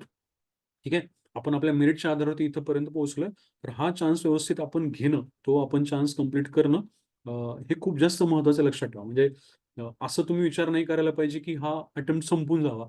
लक्षात ठेवा, अशी जर कुठली मानसिकता तुमच्या मनामध्ये येत असेल, विचार येत असतील तर ते बरोबर नाहीये. ठीक आहे, हे इथं मुद्दामच दिले, की साला धूप काहे खतम नहीं होता. म्हणजे तुम्हाला असं वाटेल, की नाही कंटिन्युअसली काही ना काही गोष्टी घडतात, आपण अडकतोय, चक्कर संपत नाही वगैरे, वगैरे. मला असं वाटतं ना, की हे चुकीचं आहे, की तुम्हाला असं वाटतं, की याच्यातून आपण बाहेर पडूया लवकरात लवकर. नाही बाहेर पडताय. एवढ्या सहजासहजी स्पर्धा परीक्षांमधून बाहेर पडता येत नाही. मेन्समधून बाहेर पडण्याचा ती उरकून टाकण्याचा विचार करू नका. ठीक आहे. त्या मानसिकतेमध्ये राहू नका. व्यवस्थित मेन्स झाली पाहिजे, हेच प्रत्येकाचं उद्दिष्ट असलं पाहिजे. हेच तुमच्या मनामध्ये असलं पाहिजे. व्यवस्थित अभ्यास करून ही मेन्स देता आली पाहिजे. कारण का? आत्तापर्यंत काही पण चुका झाल्या असतील, ठीक आहे ना? सगळ्या करेक्शन करण्याची संधी तुमच्याकडे आहे. तसे तुमच्याकडे पुढचे 7-8 दिवस आहेत. त्याच्यामध्ये तुम्हाला त्या सगळ्या करेक्शन करता येतील. नव्याने उभारी घेता येईल. सगळं करता येईल हे लक्षात ठेवा. सगळ्यात महत्त्वाची गोष्ट, समजा तुमची मेन्स झाली. काय मेन्स झाली म्हणून तुम्ही बाहेर पडणार आहेत का सायकलमधून? तुम्ही मेन्स झाल्यानंतर सुद्धा इंटरव्ह्यूच्या सायकलमध्ये अडकणार आहात. इंटरव्ह्यू झाल्यानंतर सुद्धा रिझल्टच्या सायकलमध्ये अडकणार आहात. हे सहजासहजी या सगळ्या गोष्टी संपत नाहीत. ठीक आहे. 2022च्या वेळेची कंडिशन तुम्हाला माहिती आहे. 2023ची जेव्हा मेन्स आली, तेव्हाच सगळ्यांचे इंटरव्ह्यू आले. ठीक आहे ना. म्हणजे हे प्रेशर वेगळंच असतं. ते सगळं प्रेशर कदाचित पुढं आपल्यावरती वेगळ्या माध्यमातून कुठल्याही गोष्टींचं क्रिएट होऊ शकतं. कदाचित इंटरव्ह्यू लगेच येऊन जातील, कदाचित इंटरव्ह्यू लांबतील.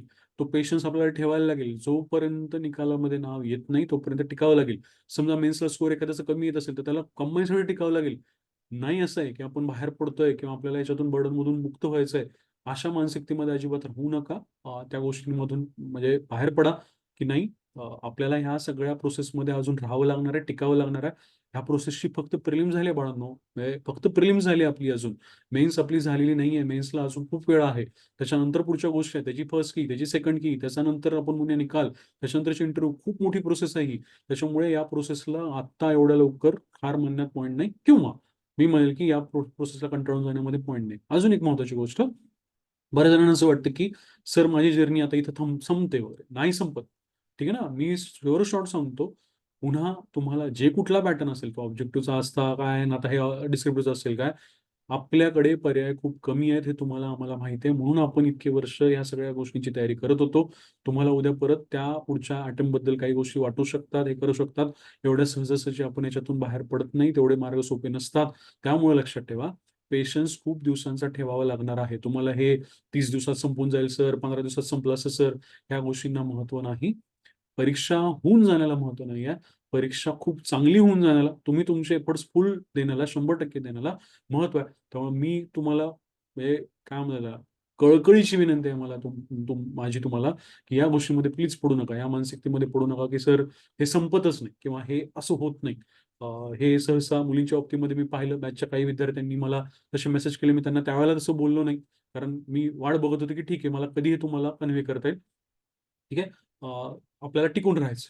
ठीक आहे. जोपर्यंत प्रोसेस अल्टिमेटली कुठल्या ना कुठल्या रिझल्टमध्ये, राज्यसेवेच्या असेल, कंपनीच्या असेल, कुठेही असेल, आपल्या लाईफची स्टॅबिलिटी मिळवणारी पोस्ट मिळत नाही ना, तोपर्यंत आपल्याला प्रोसेसबद्दल पेशन्स ठेवूनच विचार करायचा. अजिबात त्याच्यातून बाहेर पडतो, लवकर संपवतो, काहीतरी बघतो, नाही. सगळे एवढे सोपे मार्ग नाही आहेत दुसरे पण. त्यामुळे आपल्याला याच्यामध्ये टिकून राहणं गरजेचं आहे. ठीक आहे. मग हा शेवट नाही आहे. ठीक आहे. दिस इज नॉट द एंड. लगेच झाली मेन्स म्हणजे काहीतरी मोकळं होणार आहे असं पण नाही आहे. भरपूर काही पुढच्या प्रोसेसमधून आपल्याला जावं लागणार आहे, लक्षात ठेवा. ठीक आहे. ड्युटी आणि जॉब, जे विद्यार्थी याच्यावरती होते त्यांची नक्कीच अडचण होऊ शकते लिव्हची, हे सगळ्यांना मान्य आहे. तुम्ही जाणं परत एकदा आणि परत एकदा लिव्हवरती येणं, ही कसरत आपल्याला नक्कीच करावं लागेल. पण ठीक आहे, तुम्हालाही तो ॲडिशनल वेळ नक्कीच मॅनेज करावा लागेल, किंवा मॅनेज होऊ शकतो. त्यानुसार आपल्याला ते प्रयत्न करावे लागतील. त्याला नो एक्सक्यूज म्हणजे अ, आहे, आता तशी गोष्ट आलेली आहे. तर त्यानुसार आपल्याला विचार करावा लागेल. दुसरी महत्त्वाची गोष्ट, काही जण ब्रेक घेण्याच्या विचारामध्ये आहेत. त्यांना माझं झपकावून सांगणं, की अजिबात ब्रेक घ्यायचा नाही. ठीक आहे ना. घरी जाणं अजिबात नाही. घरी अजिबात जायचं नाही. इथं अर्धा दिवस टाईमपास करा.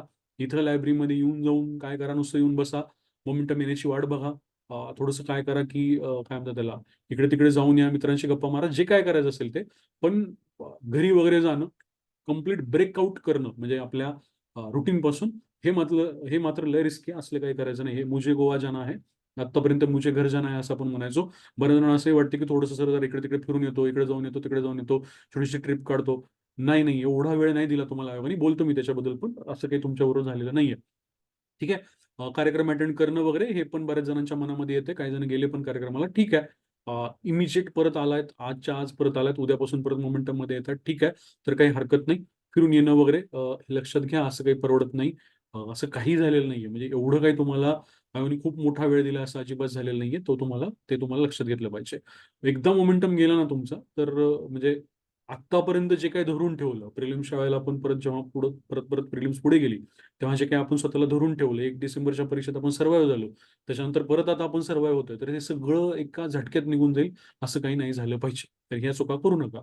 एक महत्त्वाची गोष्ट असते, पी-वाय-क्यूच्या बद्दल आधी पण आपण बोललो होतो, की ही एक चूक होऊ शकते बऱ्याच जणांकडून, की पी-वाय-क्यूचं सेग्रिगेशन बरेचसे जण करतच नाहीयेत. ठीक आहे ना, करा segregation. Repetition of P-Y-cues, same P-Y-cues गरजेचं नाही. जे सोपे पी-वाय-क्यू उडवून टाका. जे परत बघण्याजोगे पी-वाय-क्यू आहेत ना, ते आत्ता समजा तुम्ही पी-वाय-क्यूज करत असाल, जे परत करावे लागू शकतात, परत पाहावे लागू शकतात ना, तेच पी-वाय-क्यू पाहिले पाहिजेत. एन-सी-आर-टीच्या स्थापना वर्षाचे पी-वाय-क्यूज पाहत बसण्याची गरज नसते. ठीक आहे ना. हां, जर समजा एखाद्या काय ते ऑर्गनायझेशनच्या कार्यामध्ये एन-सी-आर-टीचं कार्य घुसडलंय, ठीक आहे ना, तर ते पी-वाय-क्यू मात्र एकदा बघायला लागतं. अरे हां, हे जो आहे ना पॅटर्न असा आहे. त्या आयोगाने काय केलं, ए म्हणून दिलेलं आहे आणि उत्तर मात्र ए-बी-सी दिलंय. का बरं? तर डीच्या तिथं त्यांनी काय केलं, बाबा ह्युमन रिसोर्स डेव्हलपमेंट मिनिस्ट्रीच्या ह्याच्यामध्ये काय केलं, एन-सी-आर-टीचं कार्य घुसडलं. ठीक आहे ना, काही पण होऊ शकते, किंवा एच-आर-डीच्या मिनिस्ट्रीच्या ह्याच्यामध्ये रुसाचं कार्य घुसडले. हे जे काय आहे ना, अशा गोष्टींवरती जास्त फोकस करा. कुठलं तरी एखादं फॅक्च्युअल कंटेंटवाला जो पी-वाय-क्यू आहे, त्याला परत एकदा तुम्हाला रिवाईज करायची गरज नाही पडली पाहिजे. हे सेग्रिगेशन करत गेलात, तर तुमचे 1600 पी-वाय-क्यू काय होतील, 300 वरती येऊन बसतील. नाहीतर परत-परत 1600 पी-वाय-क्यू करणं, परत-परत 800, 900 पी-वाय-क्यू करणं, हे काही बरोबर नाहीये, लक्षात ठेवा. पी-वाय-क्यूचं ओव्हर अनालिसिस पण करू नका. ठीक आहे ना. ओव्हर अनालिसिस म्हणजे काय? खूप जास्त त्या जुन्या पी-वाय-क्यूच्या नादी लागणं, एखादा पी-वाय-क्यू ॲब्सर्ड असतो त्याच्यामध्ये अडकून बसणं, तर हा कॅन्सलच का झाला? किंवा मग हा कॅन्सल नव्हता व्हायला पाहिजे वगैरे, नाही गरज आहे. झालाय कॅन्सल, काहीतरी गडबड वाटते, फार त्याच्यामध्ये वेळ घालवू नका. Move on. म्हणजे पटापट गोष्टी ग्रास करा. हा ठीक आहे बाबा, हे असं पीवाय गेला तर पुढे प्रश्न काय आला तर काय करायचं हे तुम्हाला माहिती पाहिजे. त्यानुसार पुढे सरकलं पाहिजे. फार त्याला महत्व नाही द्यायचं. आणि जुने जे प्रश्न आहेत ना आधीच्या सिलेबसनुसारचे, त्याच्यामधले तुमच्या आताच्या सिलेबसनुसार रिलेव्हंट प्रश्न बघणं गरजेचं आहे. आणि कंटेंटनुसार त्या गोष्टी बघणं गरजेचं आहे. म्हणजे ठीक आहे, कंटेंट म्हणून घ्या. हा अशाला असा फॅक्ट जर परत विचारला तर ते कॅच करा. जे तुम्हाला आता रिलेव्हंटच नाही त्याच्यामध्ये फार अडकण्यामध्ये पॉईंट नसतो, हे तुम्हाला कळायला पाहिजे. आणि आधी सांगितले की पीवायक्यू करत असताना कोलॅटरली म्हणजे इतर परीक्षांच्या पीवायक्यू मध्ये सुद्धा तुम्ही खेळलं पाहिजे. सेग्रिगेशन गरजेचं नाही. फक्त राज्यसेवेचे प्रश्न करतो असलं काही करू नका. सफिशियंट वेळ आहे, सगळे पीवायक्यू होऊ शकतात. अजून एक चूक तुमच्याकडून आत्ताच्या काही या पुढच्या दिवसांमध्ये होऊ शकते ती म्हणजे काय, एखादा विषय तुम्ही कदाचित घ्याल आणि तो पूर्ण नव्याने घेणं. म्हणजे असं होऊ शकतं की सर आता मी GS4 करतो, माझं ना GS4 वरती अजून होल्ड झालेलं नाही, आता मस्त GS4 10 दिवस करतो. असलं अजिबात काही करू नका. ठीक आहे. त्याच्यामध्ये जे काही तुमचं डेफिसिट राहिलं होतं, मे बी ॲग्री इकॉनॉमी राहिलं असेल, मे बी सहकार राहिलं असेल, मे बी कोर इकॉनॉमी तुम्ही प्रिलिम्सला केलं होतं, ते मध्यंतरी रिवाइजच केलं नव्हतं, असं काही राहिलं असेल, तर त्या गोष्टींना महत्त्व देणं गरजेचं आहे. अख्खाच्या अख्खा सब्जेक्ट घेऊन बसायचं नाही. ठीक आहे ना. आता पुढचे 7 दिवस फक्त GS4 चांगलं करते, असलं काही करू नका. ते खूप रिस्की आहे. तुम्हाला 7 दिवस 8 दिवस कधी गेले कळायचं नाही. परत प्रेशर क्रिएट होईल. कारण का सायकॉलॉजिकली एकदा तुम्ही 28 एप्रिलच्या पुढे गेलात की परत प्रेशर क्रिएट व्हायला सुरुवात होतं. ते नाही झालं पाहिजे. ठीक आहे. याच्यावरती सोल्युशन काय? हे जे काही तुमचे विषय आता बॅकलॉग वगैरे राहिलेला ते 7 दिवसांमध्ये आपल्याला काही कव्हर करायचे आपण ठरलं आपलं आता. आणि मग नंतर 3 दिवसाचा आणि 2 दिवसाचा राउंड ठरलाय. तर त्या 3 दिवसाच्या राउंडमध्ये ना ते जे बॅकलॉग आहे किंवा जे काही समजा आपण म्हणूया काही गोष्टी मिस झाल्यात, त्याला थोडासा जास्त वेळ देऊन ते कव्हर करून तो राउंड संपवा. 3 दिवसातच संपवायचं. GS2 3 दिवसातच संपवायचा. समजा तुमचं इलेक्शन पॉलिटिकल पार्टीज चांगलं झालं होतं, पबाड मात्र कच्चं राहिलं होतं. पबाडला थोडा जास्त वेळ देऊन पबाड कव्हर करायचं, पण त्या 3 दिवसामध्येच बसवायचं. हे जास्त महत्त्वाचं आहे, लक्षात ठेवा. अजिबात अजिबात वेगळा वेळ एखाद्या सब्जेक्टला पूर्ण 7, 8, 10 दिवस देऊन काही करायचं नाही. कारण का शेवटी तुमचा ओव्हरऑल स्कोअर मॅटर करतो. तुमचा पर्टिक्युलर एखाद्या छोट्या विषयाचा, ठीक आहे ना, स्कोअर मॅटर करत नाही. खड्डे भरल्यानंतर शेवटी अल्टिमेटली काय ना, की तुम्ही 480 ला जाता का ओव्हरऑल हे मॅटर करतं. एकाच पेपरमध्ये खूप मोठा मार्क भरपूर मार्क घेतले आणि बाकीच्या पेपरमध्ये काय नाही पूर्ण नसतानाभूत झाला, असलं काही व्हायला नाही पाहिजे. एका पेपरसाठी खूप जास्त वेळ देऊन काय करू नका, इतर विषयांचा ऍडव्हान्टेज घालवू नका. ठीक आहे. अजून एक खूप मोठी चूक होऊ शकते ती म्हणजे काय, नवी पहाट, नवी सुरुवात, नवीन नोटिफिकेशन, नवीन डेट वगैरे वगैरे. बरंच काय तुम्हाला काय काय काय काय काय वाटू शकतं. हे रिस्की आहे, याच्यामध्ये पडायचं नाही. नवीन कुठलंही मटेरियल पुस्तक वाचायचं नाही. आपली पुस्तकं सुद्धा नव्याने शोधू नका. तुम्ही जे काही सोर्सेस GS2 चे, GS3 चे, इतर कुठल्याही विषयाचे केले असतील ना, त्या सोर्सेसनुसारच तुम्हाला जायचं आहे. नवीन गोष्टी करण्याचं काही कारण नाही. ठीक आहे ना. आपलंही पुस्तक ऍड करण्याचं गरज नाही. तुम्ही जे कुठलं पुस्तक केलेलं आहे, जे कुठले सोर्सेस केलेत, ज्या कुठल्या अकॅडमीचे, ज्या कुठल्या सरांचं तुम्ही पुस्तक वाचलेलं आहे ना, त्याच्यानुसार तुम्ही जायला पाहिजे. याच्यामध्ये बदल करणं गरजेचं नाही. नवीन मोठ्या बॅचेसमध्ये अडकायचं नाही. म्हणजे तुम्ही मलाच रिक्वेस्ट करता म्हणून मी तुम्हाला सांगतोय, अजिबात म्हणजे तुम्हाला GS2 ची बॅच करण्याची आता गरज नाही. GS3 ची वेगळी बॅच करण्याची गरज नाही. तुम्हाला वन डे रिव्हिजन करता आली, तुम्ही केली, ठीक आहे, काही हरकत नाही. त्याच्यामध्ये इश्यू नसतो. पण आता ही वेळ नाही की तुम्ही कुठेतरी नव्याने बॅच कुठलीतरी मोठीच्या मोठी परचेस करावी, ते करावं. हे आता गरजेचं नाही. हां, छोट्या-छोट्या बॅचेस, छोट्या-छोट्या पॉकेटच्या बॅचेस नक्की करू शकता. त्याच्याबद्दल काही अडचण नाही. नवीन मटेरियल कुठलंही घ्यायचं नाही. अजिबात नाही. कुठलेही नोट्स आणल्यात, कुठलेही ॲडिशनल मटेरियल घेऊन आले, कुठल्या तरी नोट्स टॉपरच्या घेऊन आल्यात आणि ते केलंय, नाही करायचं. हां, सायन्स टेक मिस झालं होतं, केलं नव्हतं. कुठेतरी छोटी बॅच केली, ते केलं. कुठेतरी नोट्स घेतल्या, टॉपरच्या नोट्स घेतल्या, कुणीतरी कंपायलेशन करून दिले, ते घेतलं, त्याच्यामध्ये आपलं ॲड केलं, तसं चालेल. पण GS2चं नवीन मटेरियल, हिस्ट्रीचं नवीन मटेरियल, ठीक आहे ना, GS4चं नवीन मटेरियल आता काहीतरी आणतो, करतो, असलं काही करू नका. नवीन डेटा अजिबात काही वेगळा करायचा नाही. अजिबातच नाही करायचा. GS2चा नाही करायचा, GS3चा करायचा नाही, कुठंच नाही करायचा. जे काय आधी केलंय तेच परत रिपीट करायचं. अजिबात नवीन डेटा करायचा नाही. करंटवरती अति जास्त भर द्यायचा नाही. पुन्हा सांगतो, GS2च्या बाबतीमध्ये बऱ्याच जणांचं एक मिसकन्सेप्शन आहे, की करंट रिलेटेड क्वेश्चन खूप जास्त येतात. लक्षात घ्या, इलेक्शनचे क्वेश्चन येतील करंट रिलेटेड. आता ज्या निवडणुका झाल्या किंवा जे काही आपण रिझल्ट वगैरे लागले त्याच्याबद्दलचे क्वेश्चन येतात, ते सगळं कव्हर केलेलं आहे. त्याचं व्हॅलिडेशन सुद्धा इरा एस अकॅडमीच्या चॅनलला आपण शेअर केलं, ते करायचं आहे. वेगळं काहीतरी करंट करत बसायचं नाही. बऱ्याच जणांना GS2 बद्दल असं मिसकन्सेप्शन आहे की जे काही चर्चेमध्ये विषय असतात, ठीक आहे ना, त्याच्यावरती प्रश्न येतात, की राज्यपालांचा काहीतरी घोळ चालू होता, त्याच्यावरती येईल. राष्ट्रपतींचं काहीतरी न्यूज आली होती, त्याच्यावरती येईल. लक्षात ठेवा, मी आधी सांगितलंय, GS2 मधला, कॉन्स्टिट्यूशन मधला कुठलाही असा पार्ट नसतो की जो करंट मध्ये चर्चेत नसतो. प्रत्येक गोष्ट चर्चेत असते. विरोधी पक्षनेते पद चर्चेत असतं, पंतप्रधान पद चर्चेत असतं, संसदेमधले डिबेट चर्चेत असतात, बजेट चर्चेत असतं. कुठलीही गोष्ट अशी नसते जी चर्चेत नाही. त्यामुळं असल्या टुकार गोष्टींच्या आधारावरती काहीतरी गेस मारायला जायचं नाही. असलं काही करत बसायचं नाही. लक्षात ठेवा. ठीक आहे. नवीन नोट्स कुठल्याही आणून काहीतरी तुम्ही आधी केलेल्या गोष्टीला निगेट करायचं नाही. हे कुठं म्हणतोय? समजा तुम्ही नवीनच काही एखादा टॉपिक करताय. समजा बायोटेक केलं नव्हतं, आता करताय. तिथं तुम्ही कुठल्यातरी नोट्स उचलल्या, त्या 1-1.5 दिवसामध्ये कव्हर करायचा प्रयत्न केला. ठीक आहे, चालेल. पण तुम्ही ऑलरेडी खूप चांगलं केलंय. समजा GS3 तुम्ही कुठून तरी चांगलं केलंय. आता तुम्ही काय करताय? नाही, मी आता काय करतो, कुणाच्या तरी नोट्स घेतो. ठीक आहे ना? का तर मला हे उरकत नाहीये, ते उरकत नाहीये. म्हणून कोणाला नाही, अजिबात नाही. असलं काही करायचं नाही. नवीन टेस्ट राउंड्स ठीक आहे. जर तुम्हाला असं वाटतं, की माझा मागचा एखादा कुठलातरी टेस्ट राउंड मिस झाला होता, मला परत एकदा टेस्ट राउंड द्यायचा आहे, काही हरकत नाही. त्याच्याबद्दल इश्यू नाहीये. पण त्याच्यामध्ये फार जास्त काय एनर्जी तुम्हाला लावायची नाहीये. ऑलरेडी दिले असतील तर ओके. ऑलरेडी पेपर सॉल्व्हिंग केलं असेल तर ओके. काही अडचण नाही. जर तुम्हाला वाटलं, की नाही मी आधी राउंडच दिला नव्हता, मला त्या 3 दिवसांबद्दल काही हेच नाहीये, तर मग तुम्ही ते विचार करू शकता. प्लॅनमध्ये बदल करण्याची चूक बरेच जण करू शकतात. बरेच जण ना नवीन दिवसांकडे खूप वेगळं बघू शकतात. मी तुम्हाला पुन्हा सांगतो, हे नवीन वर्ष, नवीन पहाट, नवीन नोटिफिकेशन असलं काही याच्याकडे बघू नका. सिंपल ठेवा सगळ्या गोष्टी. Keep it simple. तर तुम्हाला मार्क खूप चांगले येतील. ठीक आहे. अजिबात तुम्हाला कुठलाही प्लॅनमध्ये बदल करायचा नाहीये. फक्त पुढच्या 7 दिवसांमधल्या गोष्टींमध्ये बदल होणार आहे. शेवटच्या राउंडमध्ये आपण कुठलाही बदल केलेला नाही, करणार नाही. आपण आदल्या दिवशी काय वाचणार याच्यामध्ये पण काही बदल करणार नाही. हे सगळं आपलं 15 मेला ठरलेलं पाहिजे. त्यानुसार आपण ठरवून ते काय करणार आहोत, कन्फर्म करणार आहोत. प्रोग्राम में थोडा चेंज रहने का. अजिबात चेंज आपल्याला काही करायचं नाहीये. फक्त पुढच्या 7 दिवसांमध्ये काही गोष्टी आपल्याला कव्हर करायच्यात. काय-काय मिस झालेलं असू शकतं त्याचं ऑलरेडी डिस्कशन वरती केलेलं आहे. ठीक आहे. बॅचेस, नवीन मोठ्या बॅचेस मात्र नाही करायच्या. ठीक आहे. कारण का मेजर अख्खाच्या अख्खं मी पूर्ण सिलेबस कव्हर करतो. असं एखाद्या पेपरचं आता तुमचं राहिलेलं नसतं आणि करायची गरज पण नसते. त्यापेक्षा मग स्वतः जेवढं होईल तेवढं केलेलं बरं असेल. छोट्या बॅचेस येस करू शकता. एप्रिल एंडच्या आधी तुम्ही छोट्या-छोट्या बॅचेस, समजा तुम्हाला ॲग्रीची राम सरांची वाटते कव्हर करा. तुम्हाला सायन्स टेकची अजून कुठलीतरी कव्हर करावी वाटते. GS4ची बॅच समजा तुम्ही घेतलेली होती, त्याच्यामधलं तुमचं काहीतरी राहिलंय करायचं. ठीक आहे. बऱ्याच जणांची उमेदची बॅच समजा घेतलेली आहे, तर त्याच्यातलं तुमचं काहीतरी पार्ट राहिलाय. आता ते तुम्हाला कव्हर करावं वाटतंय, की माझं सर ॲग्री इकॉनॉमिक्स राहिलं होतं, तर ते छोटे-छोटे जे पॉकेट्स आहेत ना, ते नक्की करू शकता. किंवा इव्हन तुम्ही समजा जर HRDची बॅच कुठलीतरी करताय, तर त्या HRDच्या बॅचमधलं सर माझं एज्युकेशन कच्चं राहिलं होतं, तेवढे मी लेक्चर हरकत नाही. पॉकेट्स करू शकता. अख्खीच्या अख्खी नवीन बॅच, अख्ख्याच्या अख्ख्या समजा जुनी पण एखादी बॅच आहे, ती पूर्ण आता मी बघून काढतो वगैरे असलं काही करत बसायचं नाही. व्हिडिओ पाहणं, व्हिडिओ लेक्चर्समध्ये पाहणं हे एका लिमिटच्या पलीकडे काय होतं, फीलवाला खेळ व्हायला लागतो. तसं नाही पाहिजे. तुम्ही ॲक्टिव्हली अभ्यास केला पाहिजे. लक्षात ठेवा. ठीक आहे ना. भाषेचे रिव्हिजन लेक्चर्स वगैरे समजा वन डे रिव्हिजन असतात, ऑफलाईन असतात, ऑनलाईन असतात. सगळं करायला हरकत नाही. कारण का ते मॅक्सिमम आउटपुट तुम्हाला देऊ शकतं कमी इनपुटमध्ये. ते फार महत्त्वाचं आहे. ते तुम्हाला करायला काही अडचण नसली पाहिजे. बऱ्याच जणांनी इंग्लिशच्या लेक्चरला हजेरी लावली होती. बऱ्याच जणांनी ते केलं पण असेल. हरकत नाही. म्हणजे तुम्ही तशा गोष्टी जर करू शकलात तर काही प्रॉब्लेम नाही. इतर गोष्टींचं पण तुम्ही वन डे रिव्हिजन वगैरे काही करायला प्रॉब्लेम येत नाही. नोट मेकिंग करायचं का? लक्षात घ्या, नाही पण आणि हो पण. आता नाही का? कारण ही नोट मेकिंग करण्याची आत्ता ही स्टेज नसते. पण समजा काही टॉपिक तुम्हाला बोजड जातात, काही टॉपिक तुम्हाला काय करता येत नाहीये, कव्हर करता येत नाहीये. तर त्याचं तुम्हाला वाटतं, की मी मायक्रो नोट मेकिंग करून ठेवतो, तर हरकत नाही. ठीक आहे.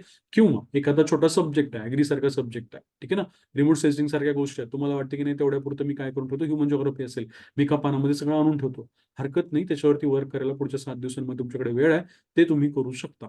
एज्युकेशनचा टॉपिक आहे. मी मगाशी पण म्हणलं तसं. किंवा तुम्हाला असं वाटतं, की नाही सर मला इलेक्शनच्या टॉपिकमध्ये काय करायचं ना, थोडंसं चार्ट मेकिंग करून ठेवायचं, थोडंसं मला ते करून ठेवायचं. मग मला ते कव्हर होईल, माझी भीती कमी होईल. हरकत नाही. बॅड मला वाटतंय, सर मी फक्त थिंकर्स आणि काय करतो, त्यांची बुक्स आणि त्यांची थेअरीची नावं लिहून काढतो. बाकी मला रिव्हिजनमध्ये कळून जाईल, कन्सेप्च्युअल पार्ट मला येऊन जाईल. हरकत नाही. ह्या गोष्टी करायला हरकत नाही, लक्षात ठेवा. पण मेजर नोट मेकिंग नाही करायची. अख्खा विषय घेऊन बसलं, आता ह्या विषयाच्या नोट्सच काढतो वगैरे असलं काही करण्याची ही वेळ नाही, लक्षात ठेवा. मराठी इंग्लिशच्या लिखाणाचा सराव मात्र नक्कीच करायला पाहिजे. तिथे काही विषयच येत नाही. लक्षात ठेवा. ठीक आहे ना. हे नव्या-नव्या गोष्टी येतच राहतात. म्हणजे आमच्याकडून काही ना काही क्लासकडून आमच्याकडून काही ना काही गोष्टी नवीन येतच राहतात. त्या कितपत तुमच्यासाठी आउटपुट देणार आहेत त्याच्यानुसार तुम्ही ते निर्णय घेतले पाहिजेत. मी पुन्हा सांगतो, आपण मोठ्या बॅचेस नको म्हणतोय. मोठ्या बॅचेसमधले छोटे पॉकेट्स चालतील. छोट्या पॉकेट्सवाल्या बॅचेस चालतील. काही हरकत नाही. कारण का म्हणजे कव्हरेजला महत्त्व आहे. तुम्हाला खड्डे भरून काढण्याला महत्त्व आहे. रादर दॅन तुम्ही एकाच सब्जेक्टला आता काहीतरी 7-8 दिवस देणं, 10 दिवस देणं, असलं आपल्याला काही करायचं नाहीये. कोर्स करेक्शन काय करू शकता आता या नवीन मिळालेल्या दिवसांमध्ये? तर लक्षात ठेवा, ॲक्सेप्ट करा, की माझं काहीतरी चुकलं होतं. ठीक आहे ना. म्हणजे हे का म्हणतोय मी? मी तुम्हाला निगेटिव्ह याच्यातून बोलत नाहीये. तुम्हाला हे कळालं पाहिजे. तुम्ही लक्षात घ्या, म्हणजे खूप कमी वेळेला असं होतं ना, की आता मेन्स आली. आणि तुम्हाला मेन्सच्या खूप जवळ गेल्यानंतर कळालं की मेन्स पुढे गेले. बऱ्याच वेळेला काय होतं की मागच्या वेळेस काय झालं होतं ना, की आधीच कळालं की ऑक्टोबरची परीक्षा लांब जाणार आहे वगैरे, हे मागच्या वर्षी आधीच कळालं होतं. त्यामुळे तेव्हा विषय वेगळा होता. आता काय झालं ना, तुम्ही मेन्सच्या खूप जवळ आला आणि मग तुम्हाला कळालं की एक्झाम पुढे जाणार आहे. अशा वेळेला ना, तुम्हाला खूप जवळून पाहता आलंय, की जर समजा या शेवटच्या आठवड्यामध्ये, एप्रिलच्या शेवटच्या आठवड्यामध्ये परीक्षा झाली असती, तर माझं काय-काय डेफिसिट राहिलं असतं आणि कुठे माझा गेम झाला असता. हे तुमच्या डोळ्यांनी तुम्हाला पाहायला मिळालेलं असणार आहे. जर तुम्ही आज लिहून काढलं, की माझं डेफिसिट काय आहे, तर सरळ-सरळ क्लिअर कट कळेल, की अरे माझा 26, 27, 28 एप्रिलला हा गेम होत होता बरं. हे तुमच्या लगेच लक्षात येईल. त्यामुळं काय करा, की एक्सेप्ट करा, की माझ्या कुठल्यातरी गोष्टी मिस होणार होत्या आणि त्याच्यावरती करेक्शन करण्याचं मला काय चान्स मिळालेला आहे. ठीक आहे ना? त्यामुळे अपोलोजाइज युअरसेल्फ, की बाबा असं म्हणू शकतो, की एक्सेप्ट इट आणि स्वतःला माफ करून टाका, की हां, ठीक आहे.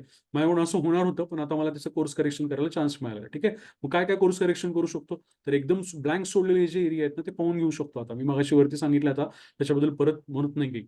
डिस्क्रिप्टिव्हचं लिखाण कव्हर करू शकतो का? करू शकतो. ठीक आहे. स्ट्रक्चर्स जे आहेत वेगवेगळ्या एसेजचे, जे टॉपर्सचे असतील, वेगवेगळ्या अकॅडमिकचे असतील, वेगवेगळ्या सर लोकांनी, मॅडम लोकांनी टाकलेले, शेअर केलेले एसेज असतील, कुणी एसेची लिस्ट शेअर केली असेल, त्याचे पॉइंटर्स असतील, ते बनवून ठेवण्याचा वेळ तुमच्याकडे आता ॲडिशनल मिळू शकतो का? येस, मिळू शकतो. त्याच्यावरती नक्कीच काम करायला हरकत नाही. मगाशी म्हणलं तसं, जे अवघड वाटतात, बोजड वाटतात, त्या टॉपिकचं पाठांतर किंवा शॉर्ट नोट मेकिंग कव्हर करता येईल का? ते कव्हर करायला तर नक्कीच आपल्याला चान्स आहे. तो ॲडिशनल टाईम आपल्याकडे आहे. रिव्हिजन नाही झाली असं या वर्षीच्या मेन्सला कोणी म्हणू शकणार नाही, लक्षात ठेवा. ठीक आहे ना?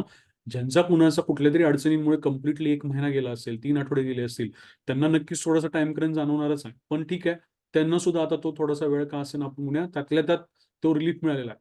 पण एक लक्षात घ्या, ओव्हरऑल जर विचार केला, तर यावर्षी कुणी अशी कंप्लेंट करू शकत नाही, की सर रिव्हिजनच नाही झाली. ठीक आहे ना? कारण का? रिव्हिजनला तुम्ही ऑलरेडी रिव्हिजन मोडमध्ये गेलेला होता. ठीक आहे? तुम्ही ऑलरेडी रिव्हिजन मोडमध्ये होता, तर तुम्ही नक्कीच त्या गोष्टींना कव्हर करायला काहीच हरकत नाही. लक्षात ठेवा, शांतपणे होऊ शकते. कुणाचे अजून 3 राउंड होतील, कुणाचे 2 राउंड होतील, काही हरकत नाही. ठीक आहे ना? काय त्याला फार महत्त्व नाहीये, 3 झाले का 2 झाले. राउंड होणं महत्त्वाचं आहे. तुम्हाला प्रत्येकाची मेमरी किंवा प्रत्येकाचं रिप्रोड्यूस करण्याचं जे असतं परीक्षेमध्ये कॅपॅसिटी, तर ती वेगळी असते. त्याच्यानुसार तुम्हाला या सगळ्या गोष्टी करायला लागतील. ठीक आहे? त्याच्यानंतर पी-वाय-क्यूचे राउंड कुठले बाकी असतील तुमचे, डेफिसिट तुमचं बाकी असेल, तर ते नक्कीच कव्हर करू शकता. सगळे पी-वाय-क्यू करू शकता, आता लक्षात ठेवा. आता तुम्हाला फक्त ठराविक पेपरचेच पी-वाय-क्यू करायचे, मागच्या 4 वर्षाचे पेपर बघायचे, असं काही गरज पडणार नाही. त्याच्यानंतर काय, ओरिजिनल क्वेश्चन पेपरचा अभ्यास करायला नक्कीच आता वाव आहे. तो केलाच पाहिजे, लक्षात ठेवा. मागच्या 4 वर्षातले पेपर घेऊन बसायचं, त्याच्यातले ऑप्शनचे पॅटर्न शोधायचे, प्रश्नांची उत्तरं काहीच समजा मला माहीत नाही, तर काय मार्क केलं पाहिजे? प्रॉबॅबिलिटी कुठलं आन्सर देण्याची शक्यता जास्त आहे. सायन्समध्ये समजा कुठले पर्याय त्यांचे जास्त उत्तरे येतात, कशा प्रकारचे पर्याय जास्त येतात, याचा अभ्यास करायला तुम्ही सेपरेट वेळ काढायला काहीच हरकत नाही, लक्षात ठेवा. कारण का? ह्या गोष्टी अभ्यासाच्या पलीकडे जाऊन मॅटर करतील. कंटेंटच्या पलीकडे जाऊन मॅटर करतील. ऑप्शनचा पॅटर्न कसा आहे? ऑप्शन समजा मला कुठलाच एखादा समजा ट्रेड थेअरीमधला एखादा प्रश्न आला आणि तुम्हाला काहीच कळत नाहीये. त्यावेळेला मला कशा प्रकारची वाक्य उचलायची आहेत, त्यावेळेला मला कशाप्रकारे विचार करायचा आहे, हे त्या प्रश्नांवरती काय करा, डेलिब्रेट करून काय सॉरी होल्ड करून तिथं वाट बघून जरा थोडंसं, की ठीक आहे, हा प्रश्न जर असाच्या असा काहीतरी वेगळा आला, तर याची प्रोबॅबिलिटी काय आहे, की काय उत्तर असू शकतं. ठीक आहे ना? हे क्वेश्चनचे पॅटर्न, ऑप्शनचे पॅटर्न ए-बी-सी-डी, ठीक आहे? ए-बी, बी-सी, ए-बी-सी-डी आणि ए-बी-सी असा पॅटर्न असेल किंवा काय म्हणूया त्याला 3 वाला पॅटर्न असेल, ए-बी-सी, बी-सी-डी, ए-बी-डी वगैरे असे पॅटर्न असतील. तर ह्या पॅटर्नमध्ये उत्तरांचा चान्स कुठे जास्त येतो? ए वालं चुकवतात का डी वालं चुकवतात, हे जास्त शोधणं.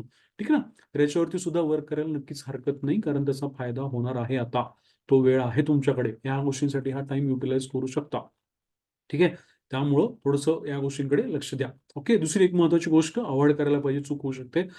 बऱ्याच जणांना ना म्हणजे ह्याची खूप सवय आहे, की अपडेट मिळावं, काहीतरी कळावं, काहीतरी न्यूज मिळावी, काहीतरी इन्फॉर्मेशन मिळावी. त्यामुळं कंटिन्युअसली ऑनलाईन राहणं म्हणजे कंटिन्यूअस ऑनलाईन राहतात काही जण. हे कळून जातं, लक्षात येतं, की आपल्याच बॅचचे पण काही विद्यार्थी कंटिन्युअसली ऑनलाईन असतात. लक्षात घ्या, आता ही वेळ नाही. कंटिन्युअसली ऑनलाईन राहणं ही वेळ नाही. तुम्ही काहीतरी विशिष्ट प्रयत्न करत असाल, तुम्ही आता एक्झामसाठी काहीतरी प्रयत्न केले असतील, तुम्ही इतर गोष्टींसाठी पुढे काही प्रयत्न करणार असाल, कंबाईनसाठी तुम्ही काही प्रयत्न करणार असाल, तुम्हाला ते सेग्रिगेशन पण थोडंसं जमलं पाहिजे, की आपण कधी ऑनलाईन यावं, कधी आपण ह्या गोष्टींमध्ये कॉन्ट्रिब्यूट करावं आणि मग नंतर कधी आपण आपल्या अभ्यासाला वेळ द्यावा. ह्या गोष्टींना सुद्धा तुम्ही महत्त्व दिलं पाहिजे, लक्षात ठेवा. कंटिन्युअसली ऑनलाईन जर राहत असाल तर ते रिस्की आहे. सरळ-सरळ सांगतो पुन्हा एकदा, आयसोलेशनला खूप महत्त्व आहे. ना अकेला आपण को लाईफ में कभी नहीं लगा था. असं तुम्हाला या जर 28 दिवसांमध्ये सॉरी 39 दिवसांमध्ये जर फील नाही आला, तर काहीतरी गडबड ते लक्षात ठेवा. तुम्हाला प्रचंड एकटंच वाटलं पाहिजे आणि तुम्ही एकटंच राहिलं पाहिजे. मी असं नाही म्हणत आहे, की याचा अर्थ तुम्ही मित्रांना तोडून टाका, मैत्रिणींना तोडून टाका, चहा प्यायला जाऊ नका. एकटं म्हणजे तुम्हाला आयसोलेशनमध्ये इंडिव्हिज्युअली तुमच्या वैयक्तिक पातळीवरती आयसोलेशनमध्ये राहता आलं पाहिजे. आता हे काही जणांना वाटेल की नेमकं काय म्हणताय, बाकीच्यांपासून कटआउट पण नाही व्हायचं पण आयसोलेशनमध्ये राहायचं. आयसोलेशनमध्ये राहणं म्हणजे इम्पॅक्ट पाडून न घेणं. जरी तुम्ही सगळ्यांमध्ये असलात तरी त्या गोष्टींपासून डिटॅच राहून अभ्यास करू शकणं, याला म्हणायचं ऍक्च्युअली तुम्ही काय राहणं, त्या पर्टिक्युलर आपण म्हणूया एकांतामध्ये राहणं, याला खूप महत्व आहे. एकटं राहण्यापेक्षा एकांतामध्ये राहणं याला खूप जास्त महत्व असतं, लक्षात ठेवा. ठीक आहे ना. म्हणजे काय ते अलोननेस आणि लोनलीनेस मध्ये फरक असतो असं म्हणतात. लोनलीनेस नकोय आपल्याला, तुम्हाला एकटं नाही राहायचं आहे, तुम्हाला एकांतात राहायचं आहे, तुम्हाला विचार एकांतात करायचे आहेत, तुम्हाला तुमचा अभ्यास जो आहे तो एकांतामध्ये करायचा आहे, तुम्हाला इतर गोष्टींपासून इन्फ्लुएन्स न होता अभ्यास करावा लागणार आहे, लक्षात ठेवा. ठीक आहे ना. आणि ते जमू शकतं एकदा जर ते कळालं की आता आपल्याला कसं सेग्रिगेट करायचं स्वतःला बाकीच्या सगळ्या इन्फ्लुएन्सेस पासून, ते एकदा कळालं की ते जमू शकतं. हे आता ठीक आहे, म्हणजे आता इतर कुठल्या गडबडींबद्दल नाही बोलत आहे. आता हे काय होऊ शकतं ना की मटेरियल म्हणा, टेम्पटेशन्स म्हणा, हे वाचू का, ते वाचू का, हे पण ऍडिशन करून घेऊ का, ते पण ऍडिशन करून घेऊ का, ह्या टेम्पटेशन पासून दूर ठेवण्यासाठी तुम्हाला काय करायला लागणार आहे, एकांतामध्ये राहावं लागणार आहे, लक्षात ठेवा. ठीक आहे ना. आणि अभ्यासात डिले जर पडत असेल तर मग काय करायचंय, तर ऑलरेडी सांगितलं, सेशन वाईज जर प्लॅन असतील ना तर सहसा कुणीही अभ्यासामध्ये ढिल्लं पडत नाही. ठीक आहे. त्याच्यामुळे मायक्रो प्लॅनिंग लागतं. तुमचं सेशन वाईज प्लॅनिंग तयार असेल तर काही अडचण येत नाही. त्याच्यानंतर 30 एप्रिल पर्यंत स्वतःला तग धरवलात म्हणजे हा आता सगळा खेळ आहे ना 30 एप्रिल पर्यंत असणार आहे. एकदा का 1 मे आलं ना, पुन्हा एकदा तुम्ही ऑटो मोडमध्ये निघून जाता. तुम्हाला तो सिरियसनेस यायला लागतो. तुमच्या तिथे प्रेशर क्रिएट होतं आणि तुम्ही अभ्यास करायला लागता. 30 एप्रिल पर्यंतचा सगळा खेळ आहे. 30 एप्रिल पर्यंत तग धरण्यासाठी सगळं करावं लागणार, लक्षात ठेवा. त्यासाठी तुमचं मायक्रो प्लॅनिंग खूप चांगलं पाहिजे. गुगल टेस्ट भरपूर टाकलेले आहेत. Geography, history, core polity, HRHID सगळ्या गुगल टेस्ट टाकल्यात. जेव्हा केव्हा तुम्हाला डिस्ट्रॅक्शन होतं असं वाटेल, फटाफट गुगल टेस्ट ओपन करायच्या, सॉल्व्ह करून बघायचं, मार्क किती येतात बघायचं, काय चुकतंय बघायचं. ठीक आहे ना. सगळे PYQ आधारित गुगल टेस्ट आहेत. लगेच तुम्हाला कळून जाईल की अरे हा, ही कन्सेप्ट माझी रिवाईज झाली. ह्या गोष्टी मला परत कळाल्या. UDHR मध्ये ही कन्सेप्ट होती, ही परत रिवाईज झाली. ह्या गोष्टी कळणं तितकंच महत्वाचं आहे. त्यासाठी जेव्हा केव्हा तुम्ही स्लगिश व्हाल, तुम्हाला फटीग येईल, जेव्हा तुम्हाला डिस्ट्रॅक्शन वाटायला लागेल, तेव्हा गुगल टेस्टचा वापर करा. तेव्हा MRPs रिवाईज करा, कारण का मग खूप क्रक्स तुम्ही वाचायला लागता. मी तुम्हाला गुगल टेस्ट आणि MRPचं का फंडा सांगतोय, कारण तुम्ही कुठल्याही डिस्ट्रॅक्शन मध्ये पडण्याच्या ऐवजी किंवा तुम्हाला ऍक्टिव्हली काहीतरी वाचण्याऐवजी तुम्हाला खूप स्पेसिफिक गोष्टी ज्या एक्झामसाठी खूप महत्वाच्या आहेत, त्याच गोष्टींवरती तुम्ही कॉन्सन्ट्रेट व्हायला लागतं. त्यामुळं या गोष्टींना महत्व द्या. गुगल टेस्ट आणि MRPs तुमचा गेम चेंजर नक्की ठरू शकतात, लक्षात ठेवा. प्रॅक्टिस, परत परत परत परत प्रश्न सोडवण्याची प्रॅक्टिस त्याच्यामुळे तुम्ही करू शकता. फटाफट सॉल्व्ह होऊन जाऊ शकतात. स्वतःला कटआउट करा, ते तर आता मगाशीच सांगितलं. समजा तुम्हाला झोप लागते, कंटाळा येतोय, लायब्ररीमध्ये तर अजिबात आपल्याला आपलं जे कुरुक्षेत्र म्हणतो आपण, आपलं जे आपलं मैदान आहे ते सोडायचं नाही. दटून राहायचं आहे. कंटाळा आला तिथेच थांबायचं, बोर झालं तिथेच थांबायचं, काय पण होऊ द्या तिथेच थांबायचं. रूमला अजिबात जायचं नाही. जसं पुण्यातून घरी जायचं नाही, ठीक आहे, तसं लायब्ररीमधून रूमवरती जाऊन बसायचं नाही. जे काय बोर्डम आहे तो सहन करायचा. ठीक आहे. मला वाटतं त्यांनी शेअर केलं होतं, एक खूप चांगली गोष्ट शेअर केली होती त्यांनी, म्हणजे मला ते खूप आवडलं की हा बोर्डम जो आहे ना तो सहन करावा लागतो तुम्हाला. हे त्याशिवाय ह्या सगळ्या गोष्टी मिळत नाहीत, अचीव्ह होत नाहीत. तुम्हाला जर असं वाटतं की सगळं खूप भारी भारी असेल, नाही तसं नसतं. ऑब्व्हियसली अभ्यासाची प्रोसेस ही कधी खूप छान वाटते, मजा येते, कधी मध्येच बोर होतं, अप्स अँड डाऊन्स असतात, ऍक्सेप्ट करायला लागतात. त्या गोष्टी ऍक्सेप्ट करून पुढे सरकलं पाहिजे, लक्षात ठेवा. ठीक आहे. ग्रुप डिस्कशन, इतके दिवस आपण ग्रुप डिस्कशन थोडंसं अवॉइड करा म्हणत होतो, आता मात्र ग्रुप डिस्कशन नक्कीच शक्य आहे. कारण का 30 एप्रिल पर्यंत तक पण धरायचं आहे, पहिली गोष्ट. दुसरी गोष्ट, बऱ्यापैकी अभ्यास तुमचा, रिव्हिजन चांगली झालेली असते. प्रिलिम्स नंतर तुम्ही अभ्यास बऱ्यापैकी केलेला असतो. ॲटलीस्ट तुम्ही कंबाईनच्या निमित्ताने केला असेल किंवा मेन्सच्या निमित्ताने केला असेल, अभ्यास तर केलेला असतो. त्यामुळे काय फ्रिक्वेन्सी मॅच होण्यासारखे तुम्हाला काय अभ्यासाचे पार्टनर्स मिळू शकतात. त्यामुळे आता काही गोष्टींच्या बाबतीमध्ये ग्रुप डिस्कशन करू शकता. टॉपिक ठरवून टाका, कुठल्या टॉपिकचं डिस्कशन करणार आहोत. जे तुम्ही टॉपिक स्वतः वाचलेले आहेत, ठीक आहे, त्या टॉपिकवरती डिस्कशन करा. नवीन टॉपिक म्हणजे मी काहीच वाचलेलं नाही, मला नवीन एखादा माझा मित्र सांगतो, अशा गोष्टींमध्ये आपण पडणार नाही, सहसा लक्षात ठेवा. ठीक आहे ना. कुणाकडून शिकून घेण्याची ही वेळ नाहीये, आता लक्षात ठेवा. ठीक आहे ना. नव्याने शिकून घेण्याची वेळ नाहीये. हा, PYQ अनालिसिस कोणी सांगितलं रे असं नाही असं असतं, इट्स ओके. पण नवीन काहीतरी आता कन्सेप्ट समजून घेणं, पूर्णपणे एखादा नवीन विषय समजून घेणं, एखादी गोष्टच नव्याने समजून घेणं, हे आता वेळ नाही. तुम्ही वर्क करणं जास्त महत्त्वाचं, लक्षात ठेवा. सगळ्यात महत्त्वाची गोष्ट तुम्हालाही माहिती आहे की GS2 GS3 लँग्वेज याच्यावरती फोकस केला तर मॅक्सिमम स्कोर मुलांचा आलेला आहे. त्याच्यानुसार म्हणजे हे कशासाठी, हा एक तुमचा शेवटचा प्लॅन असला पाहिजे. जर समजा काही गडबडलं, तुम्ही कुठल्याही पद्धतीने समजा पुढच्या काही दिवसांमध्ये टिकाव नाही लागू शकला, तर डोक्यात कायम लक्षात ठेवायचं, मनात कायम लक्षात ठेवायचं, 2, 3 आणि लँग्वेज ऑब्जेक्टिव्ह हे तुम्हाला तारू शकतो. ठीक आहे ना. हे तुम्हाला काटावर का असं ना इन करू शकतो, त्याला सोडायचं नाही, लक्षात ठेवा. जर हे कधीच म्हणजे आपण म्हणूया की आपला पॅनिक मोडमधला प्लॅन. जर समजा तुम्ही काही कुठल्या कारणामुळे, वैयक्तिक कुठल्याही कारणामुळे जर तुम्ही गडबडलात, तर तुम्हाला याच्यावरती फोकस नक्की करायचा आहे. याच्यामध्ये गडबडायचं नाही. मार्कांच्या पॉकेट्सना खूप जास्त महत्त्व द्या सर. सगळ्या प्रोसेसमध्ये शिक्षणाचा पॉकेट किती मार्कांचा आहे, ॲग्रीचा पॉकेट किती मार्कांचा आहे, ॲग्रीकोचा पॉकेट किती मार्कांचा आहे, कायद्याचा पॉकेट किती मार्कांचा आहे, पॉकेटनुसार करायचं लक्षात ठेवा. डेफिसिटवाले पण पॉकेट शोधा. बायोटेक सोडलं तर किती मार्क जातात, सायन्स टेक सोडलं तर किती मार्क जातात, किती मार्कांमध्ये मी पेपरला जाण्याच्या आधी 0 वरती आहे. म्हणजे दिसायला परीक्षा 700 मार्कांची ऑब्जेक्टिव्ह किंवा ओव्हरऑल 800 मार्कांची दिसते, पण मी पेपरला जाताना जर मी फक्त 600 मार्कांच्या कव्हरेजने गेलोय, त्या 600 मधले 400 काय म्हणजे आपण 70 म्हणा, 450 म्हणा, हे ओढणं तेवढं सोपं राहत नाही. त्यामुळं खूप मोठा डेफिसिट पाडून परीक्षेला जायचं नाही, हे कळायला पाहिजे. हे काय आहे, हे आपलं टाइमलाईन जी विद्यार्थी आपले शेअर करतात. तुम्हाला आधी मी सांगितलंय, क्लास 1 असतील, क्लास 2 असतील, ऑलरेडी पोस्ट शोल्डर असेल, ऑलरेडी इंटरव्ह्यू दिलेले विद्यार्थी असतील, हे सगळं शेअर करत असतात. तुम्हीही शेअर केलं पाहिजे. तुम्हाला ऑलरेडी आयडी वगैरे सगळं दिलेलं होतं. त्यानुसार तुम्ही हे सगळं करायला पाहिजे. आता एक खूप महत्त्वाची गोष्ट, ठीक आहे ना? गनिमी कावा, मी याच्याबद्दल ऑलरेडी बोललेलो होतो. छत्रपती संभाजी महाराजांबद्दल आपण ऑलरेडी डिस्कशन केलेलं होतं. औरंगजेबाबद्दलही डिस्कशन केलं होतं, की कसं खूप मोठा समजला जाणारा एक बादशाह, दिल्लीचा बादशाह वगैरे म्हणलं जातं. तो इथे येऊन दख्खनमध्ये येऊन तो नेस्तनाबूत झाला. ठीक आहे ना? तर हे होण्यापाठीमागं काहीतरी गनिमी कावानी काही आपण काम काम केलं असेल. मराठ्यांनी तसं काम केलं असेल. ठीक आहे ना? तसा रेझिस्टन्स आपल्या काय म्हणूया असं काय म्हणूया आपल्या राज्यांनी तसं दाखवलं असेल. तर या गोष्टी तुम्हाला कळायला पाहिजेत, की इथं सुद्धा तुमच्याबरोबर पण हा सगळा गनिमी कावा आहे. हे का सांगतोय? 39 दिवस आपण म्हणतोय. ठीक आहे? त्यातले 9 दिवस जे आहेत ना, ते तर तुमचेच आहेत 9 दिवस. म्हणजे कोणते? आजपासून 27 तारखेला किंवा एप्रिलच्या 26-27 एप्रिलला, 28 एप्रिलला आपली परीक्षा होणार होती. तर उरलेले जे काही 9 दिवस आहेत 39 मधले, 39 मध्ये 9 दिवस तर तुमच्या आधीचेच आहेत. त्याच्यामध्ये काही बदल झालेला नाहीये. ते तर तुमचेच आहेत. याचा अर्थ काय? ॲडिशनल तसं बघायला गेलं तर 30 दिवस मिळतात. त्यातली मोमेंटम येण्यासाठी तर 4-5 दिवस निघून गेले तर तुमचे तसे दिवस किती राहतात, मग 25 दिवस राहतात. याचा अर्थ तुम्ही जर ॲडिशनल दिवस 39-40 दिवस असं जर बघत असाल ना, तर काहीतरी गडबड होणार आहे. तुम्ही कदाचित खूप जास्त ढिलं पडू शकता. तुम्ही खूप जास्त कॉम्प्लेसंट होऊ शकता. त्यामुळे 39 दिवस असा विचार करू नका. 21 दिवस, 25 दिवस तुम्हाला ॲडिशनल मिळालेत असा विचार करा. तर तुम्ही ऑन द टोज राहाल, तर तुम्ही पळाल, तर तुम्ही त्या गोष्टीला सिरियसली घ्याल. नाहीतर भुरकून उडून जातील. ठीक आहे ना? हे काहीच वेळ लागणार नाही. हे दिवस निघून जायला काहीच वेळ लागणार नाही. लक्षात ठेवा. ॲडव्हांटेज निघून जायला काहीच वेळ लागणार नाही. मला भीती याची आहे, की असं नाही झालं पाहिजे, की जे काही क्रंच निर्माण झाला होता, जो काही शेवटी जो काही क्रंच निर्माण होतो, तो पुन्हा एकदा निर्माण झाला. हीच जर कंडिशन आपण क्रिएट करून ठेवत असू मेमध्ये, तर याला काही अर्थ नाही. लक्षात ठेवा. त्यामुळं काय, जे काही दिवस समजा तुमचे डिस्टर्ब असल्यामुळे वगैरे सगळे गेले असतील, तर इफेक्टिव्हली आपल्याकडे 21-22 दिवसांचा, 25 दिवसांचा ॲडिशनल वेळ मिळाला हे लक्षात ठेवा. त्यानुसार हे सगळं प्लॅनिंग करायचं आहे. त्यानुसार आपले 2 राउंड जास्त होतात आणि काही डेफिसिट भरून निघतं. हा जो काही गनिमी कावा आहे ना, समजून घ्या. ठीक आहे ना? म्हणजे त्या 39 दिवसांच्या आकड्याला फार हे करू नका, नाहीतर खूप निवांत व्हाल. अजिबात आपल्याला तसं होऊ द्यायचं नाहीये.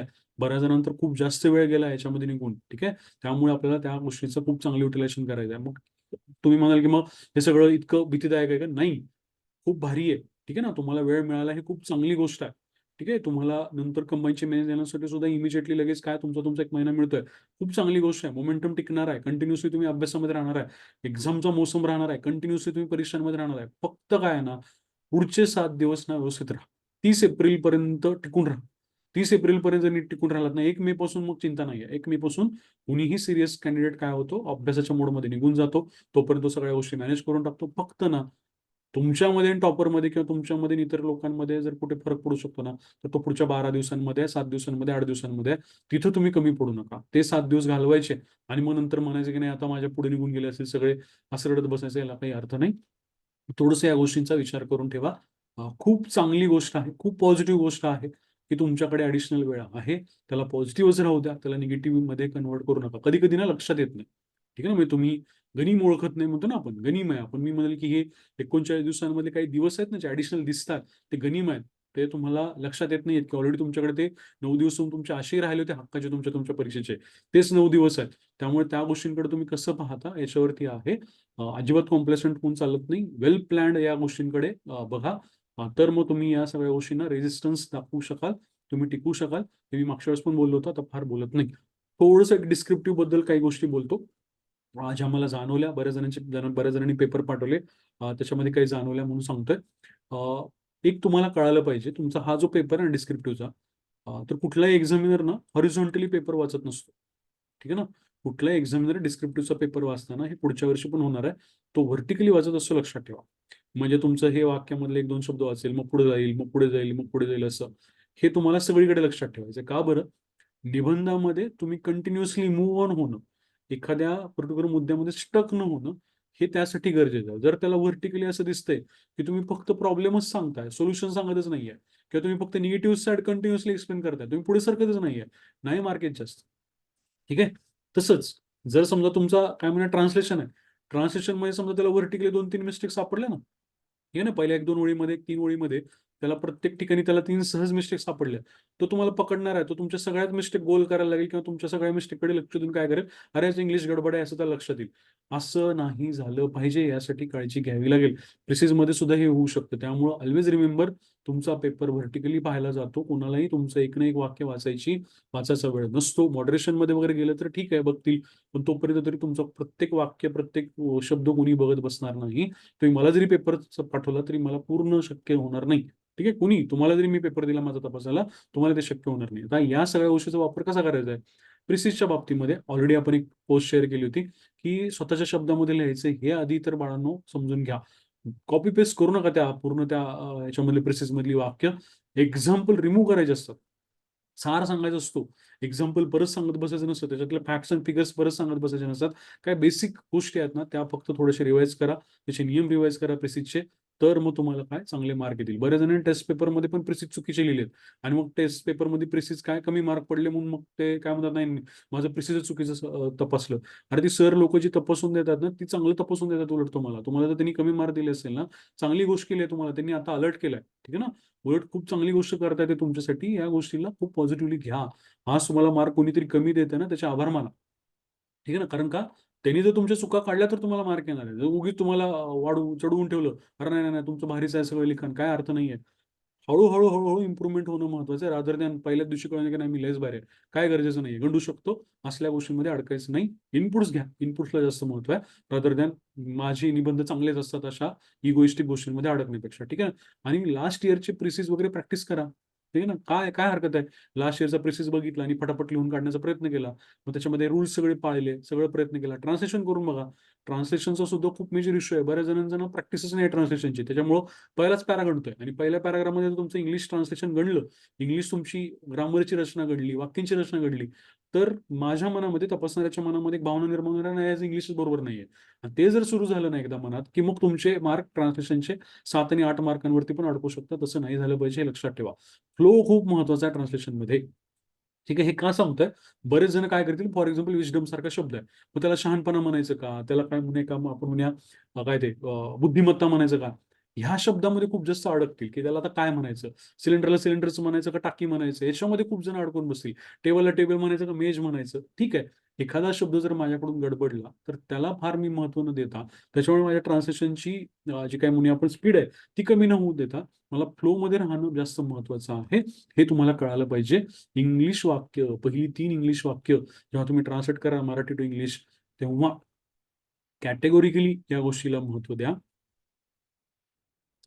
जतीन सर, आवाज कट होते का? 2 सेकंदासाठी झाला होता सर.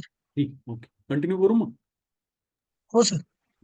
तर या गोष्टीला महत्व द्या, की तुम्ही ट्रान्सलेशनच्या पहिले 3 ओळी, 4 ओळी without any grammatical mistake, without any आपण म्हणूया खाडाखोड लिहा. जेणेकरून त्यांनी बघितल्यानंतर, पहिल्या 3-4 ओळी बघितल्यानंतर तुमच्याबद्दलचं निगेटिव्ह इम्प्रेशन ट्रान्सलेशनमध्ये क्रिएट होणार नाही. आणि यासाठी सगळ्यात सोपी मेथड असेल, सीसॅट मधले बायलिंग्वल पॅसेजेस काय करणं, बघणं. इकडे मराठी, इकडे इंग्लिश, फटाफट बघून घ्यायचं ट्रान्सलेशन कशा प्रकारे केलेलं असतं. ठीक आहे ना. फार तुम्हाला वेगळं करायचं पण काही कारण नाही, वेगळं शोधत बसायची पण गरज नाही. सीसॅटचे बायलिंग्वल उत्तरे जे आहेत ना, ते बघा. प्रत्येक पेपरमध्ये 8 एक बायलिंग्वल उत्तरे असतात, फटाफट बघून घ्यायचे, कशा पद्धतीने ट्रान्सलेशन केलंय. स्वैर भाषांतर असतं कधी-कधी काही ठिकाणी. ठीक आहे ना. प्रत्येकच शब्दाला शब्द सापडला नाही तरी ते काय व्यवस्थित कळालं पाहिजे. ठीक आहे ना. इंग्लिशमध्ये अडचण होऊ शकते नेमकी तुमची एखाद्या शब्दाबद्दल, किंवा मराठीमध्ये पण होऊ शकते. फार अडकून बसायचं नाही, लक्षात ठेवा. ठीक आहे ना. ह्या गोष्टीकडे थोडंसं या ट्रान्सलेशनच्या बाबतीमध्ये लक्ष द्या. एकदमच 7-8 मार्कांवरती येऊ नका. 10 पेक्षा जास्त मार्क घेण्याचा प्रयत्न तुमचा असला पाहिजे. एसेच्या बाबतीमध्ये काही गोष्टी लक्षात आल्या, त्या म्हणजे काय, रिलेव्हन्स खूप जास्त मिसिंग आहे. एसे लिहिताना त्या एसेच्या टॉपिकला रिलेव्हंट गोष्टींनी सुरुवात झाली पाहिजे. एसेच्या टॉपिकला धरूनच लिहिलं पाहिजे. तरच वाचणाऱ्याला तो एसे वाचू वाटतो, हे लक्षात ठेवा. एसेचा विषय मराठी अभिजात भाषा. ठीक आहे, असं असेल तर मराठीला अभिजात भाषेचा दर्जा कसा मिळाला, का मिळाला, त्याचा अभिजात भाषेचा दर्जा टिकवून ठेवणं का महत्वाचं आहे, याच्याबद्दल लिहिणं जास्त गरजेचं आहे. मराठी हिंदीचा वादविवाद, ठीक आहे ना, मराठी भाषेचे काय म्हणून एक प्रकारे काय ते आपण दुराभिमान, ह्या ज्या काही गोष्टी आहेत ना, याच्यावरती तुमचा फोकस नाही गेला पाहिजे. किंवा तुम्हाला असं विचारलं की ठीक आहे, मराठी भाषेला अभिजात दर्जा मिळाला, आता पुढे काय. लक्षात ठेवा, पुढे काय याच्याबद्दल विचारलं याचा अर्थ काय, मराठीचा हा अभिजात भाषेचा दर्जा किंवा मराठी टिकावी म्हणून आपण काय सोल्युशन्स अवलंबले पाहिजेत, मग व्यक्तिगत पातळीवरती, सोसायटीच्या पातळीवरती, सरकारी पातळीवरती, ठीक आहे ना, ठीक आहे, समाज म्हणून किंवा ठीक आहे, किंवा एक एकंदरीत पॉलिसी म्हणून काय काय आपण प्रयत्न केले पाहिजे याच्यावरती एसे लिहिणं गरजेचं आहे. बऱ्याच जणांचा सगळा फोकस मराठीला अभिजात भाषेचा दर्जा का मिळालाय हेच सांगण्यामध्ये जातो. पुढे काय विचारले ना निबंधामध्ये, तर पुढे कायच लिही, ठीक आहे ना. अननेसेसरी अर्धा अख्खा एसे, बऱ्याच जणांचं बघितलं मी, अर्धाच्या अर्धा एसे मराठीला अभिजात भाषेचा दर्जा मिळाला, त्याचे क्रायटेरिया हा लिहिण्यामध्ये निघून गेलाय. कधी जेव्हा केसेचा टॉपिक कुठला आहे, मराठी भाषेचा अभिजात दर्जा मराठी अभिजात भाषा, पण पुढे काय असं जरी विचारले तरी अजूनही काय लिहितात, अभिजात भाषेचा दर्जा कसा मिळाला याच्याबद्दल लिहितात. असं लिहून चालत नाही. रिलेव्हन्स खूप जास्त महत्वाचा. यशाच्या टॉपिकला महत्व द्या, त्याला स्टिक टू द टॉपिक. प्रत्येक पॅराग्राफात टॉपिकला स्टिक असेल, टिकून असेल तर नक्की मार्क चांगले येतात, फ्लो चांगला राहतो, लक्षात ठेवा. आणि मूव्ह ऑन करा. एकच एक गोष्ट रिपीटेडली लिहू नका. नुसतेच प्रॉब्लेम लिहिले, नुसतं सोल्युशन लिहिले, नुसतंच काय लिहिलं, सरकारच्या योजना लिहिल्या, असं लिहायचं नाही. आणि एक महत्वाची गोष्ट याच्या बाबतीमध्ये, काय गोष्टी ना टेक इट फॉर ग्रांटेड, म्हणजे गृहीत धरा काही गोष्टी. फॉर एक्झाम्पल कुठलं, हा एआयचा टॉपिक आहे समजा, आर्टिफिशियल इंटेलिजन्सचा. आर्टिफिशियल इंटेलिजन्सच्या टॉपिकमध्ये जर तुम्ही व्हॉट इज आर्टिफिशियल इंटेलिजन्स याच्यावरती 2-3 पॅराग्राफ लिहिताय, घडले, त्यांनी तुम्हाला जर असं विचारलं असेल की एआय असा टॉपिक विचारला, तर ठीक आहे, एखादा पॅराग्राफ तुम्ही एआय म्हणजे काय असं एक्सप्लेन केलं चालून जाईल, ठीक आहे ना. पण जर त्यांनी तुम्हाला एआय बून और बेन असं विचारलं आणि तुम्ही एआय म्हणजे काय हेच जर तुम्ही 3 पॅराग्राफ मेन्शन करताय, नाही गरज आहे. विचारणाऱ्यांनी जेव्हा तुम्हाला निबंध विचारलाय, एआय एआय शाप का वरदान, तेव्हा त्यांनी गृहीत धरले की तुम्हाला एआय माहिती आहे, मला पण माहिती आहे, विचारणाऱ्याला पण माहिती आहे. एआय एक्सप्लेन करणं तुमच्या निबंधाचं काम नाही असलं पाहिजे, हे लक्षात ठेवा. ईव्हीएमचा एसे विचारला, मी ईव्हीएम बोलते, ठीक आहे, किंवा मी लोकशाही बोलते. ईव्हीएमचा इतिहास लिहिणं गरजेचं नाही, लक्षात ठेवा. ठीक आहे ना. तुम्ही सिंपल सांगू शकता, ईव्हीएम माझा जन्म या तारखेला झाला. सुरुवातीला माझा सगळ्यात पहिल्यांदा वापर माझा इथे-इथे झाला आणि मग नंतर माझं इव्होल्यूशन सुरू झालं. हे एका 2 ओळीमध्ये एखाद्या छोट्या पॅराग्राफमध्ये मेन्शन करून पुढे सरकलं पाहिजे. अख्खच्या अख्खं इलेक्शन टॉपिकमधली ईव्हीएमची जर जर्नी तुम्ही मेन्शन करत बसला, तर ते निबंध चुकीचा होतो. ठीक आहे ना. मी ईव्हीएम बोलते असं जर निबंध उद्या आला, मी लोकशाही बोलते असं जर उद्या निबंध आला, ईसीआयच्या पारदर्शकतेबद्दल निबंध आला, तर ईसीआयच्या पारदर्शकतेबद्दलच्या 7-8 वेगळ्या मुद्द्यांना टच करा. नुसतंच ईसीआयची हिस्ट्री लिहू नका. ठीक आहे ना. कधी स्थापन झालं, कोण होतं पहिलं अध्यक्ष किंवा पहिलं चेअरमन, याला अर्थ नाही. बऱ्याच जणांना खूप जास्त सवय आहे की कुठलाही एसएचा टॉपिक आला की त्याची सगळी हिस्ट्री लिहून काढायची. अजिबात नाही. एसेच्या याच्यामध्ये बिनकामाची हिस्ट्री लिहित बसायचं नाही. हां, भारताच्या स्वातंत्र्याची 75 वर्ष, ठीक आहे. भारताच्या संविधानाची 75 वर्ष आली. सुरुवातीला काही गोष्टी हिस्टॉरिकल मेन्शन केल्या, ठीक आहे ना. पुढे मूव्ह ऑन, मूव्ह ऑन करा. काय मूव्ह ऑन करा? 75 वर्षामध्ये संविधानाने काय-काय केलं? कशा पद्धतीने संविधान काम करत होतं, कार्यरत होतं, हे सांगा. संविधान कसं तयार झालं? कोण-कोण तयार करण्यामध्ये होतं? ड्राफ्ट कमिटीमध्ये कोण होतं? हे जे काही तुमचं लक्ष्मीकांत सरांच्या पुस्तकामधला तुम्हाला जो टॉपिक आठवतो ना, तो सांगणं म्हणजे संविधानाचा तो एसे लिहिणं नाही. टॉपिक काय आहे तुम्हाला कळालं पाहिजे. Hit the bulls I. ठीक आहे ना. सुरुवात खूप चांगली करा. आता सिंपल, आता काय म्हणूया आपण, हां, एआय बून और बेनचंच एक्झाम्पल घेऊया. समजा एआय बून और बेन विचारले म्हणजे काय? शाप की वरदान विचारले.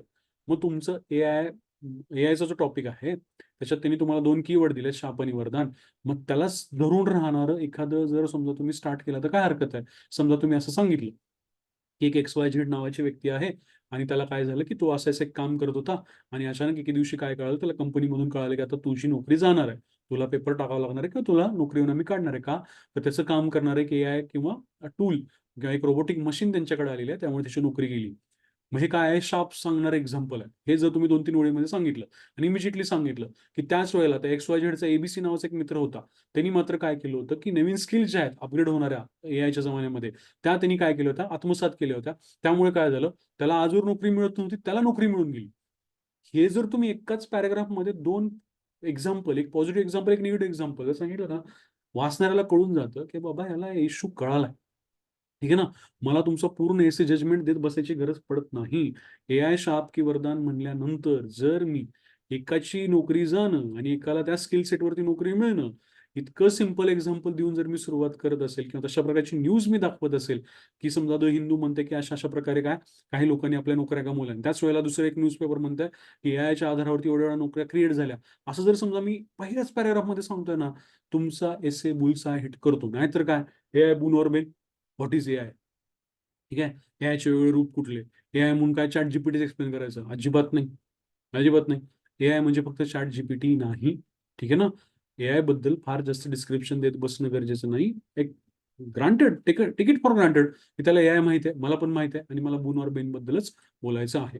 ठीक आहे. सगळ्यात महत्त्वाची गोष्ट म्हणजे ना तुमचा एसे साठी ना काही जनरलाइज तुम्ही हेडिंग्ज बनवल्या पाहिजेत. समजा कुठल्याही गोष्टीचा विचार व्यक्तिगत स्वरूपामध्ये केला पाहिजे, सामाजिक स्वरूपामध्ये केला पाहिजे, राजकीय स्वरूपामध्ये, आर्थिक स्वरूपामध्ये केला पाहिजे. नंतर काय ते आपण म्हणूया भारतीय स्तरावरती केलं पाहिजे, राष्ट्रीय स्तरावरती केलं पाहिजे. फॉर एक्झाम्पल लोकशाहीबद्दल एसे आला. तुम्हाला कोणी सांगितले फक्त भारताच्या लोकशाहीबद्दल मेन्शन करा?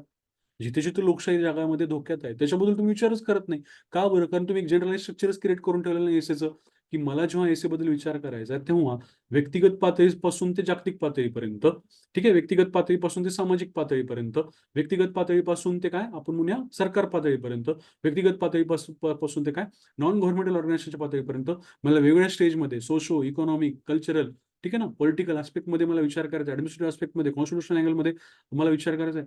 हे जनरलाइज काय म्हणूया आपण पॉइंट्स आहेत ते लिहून ठेवायचे. ठीक आहे ना, हे आधीच लिहून ठेवायचे. हे जर तुमच्याकडे क्रिएट असेल ना, तर सगळं तुम्हाला टाकता येतं. कुठला पण एसे येऊ द्या. त्याबरोबर त्या सगळ्या पॅराग्राफ्समध्ये बसवता येतो आणि तुमचा एसे मूव्ह ऑन व्हायला लागतो. नाहीतर काय होतं ना, उगीचच कुठलेतरी 4-5 इंडेक्स टाकायचे. सुरू झालं ह्युमन डेव्हलपमेंटचे की तेच इंडेक्स टाकायचे. त्याच्यामधलं रँकिंग सांगत बसायचं.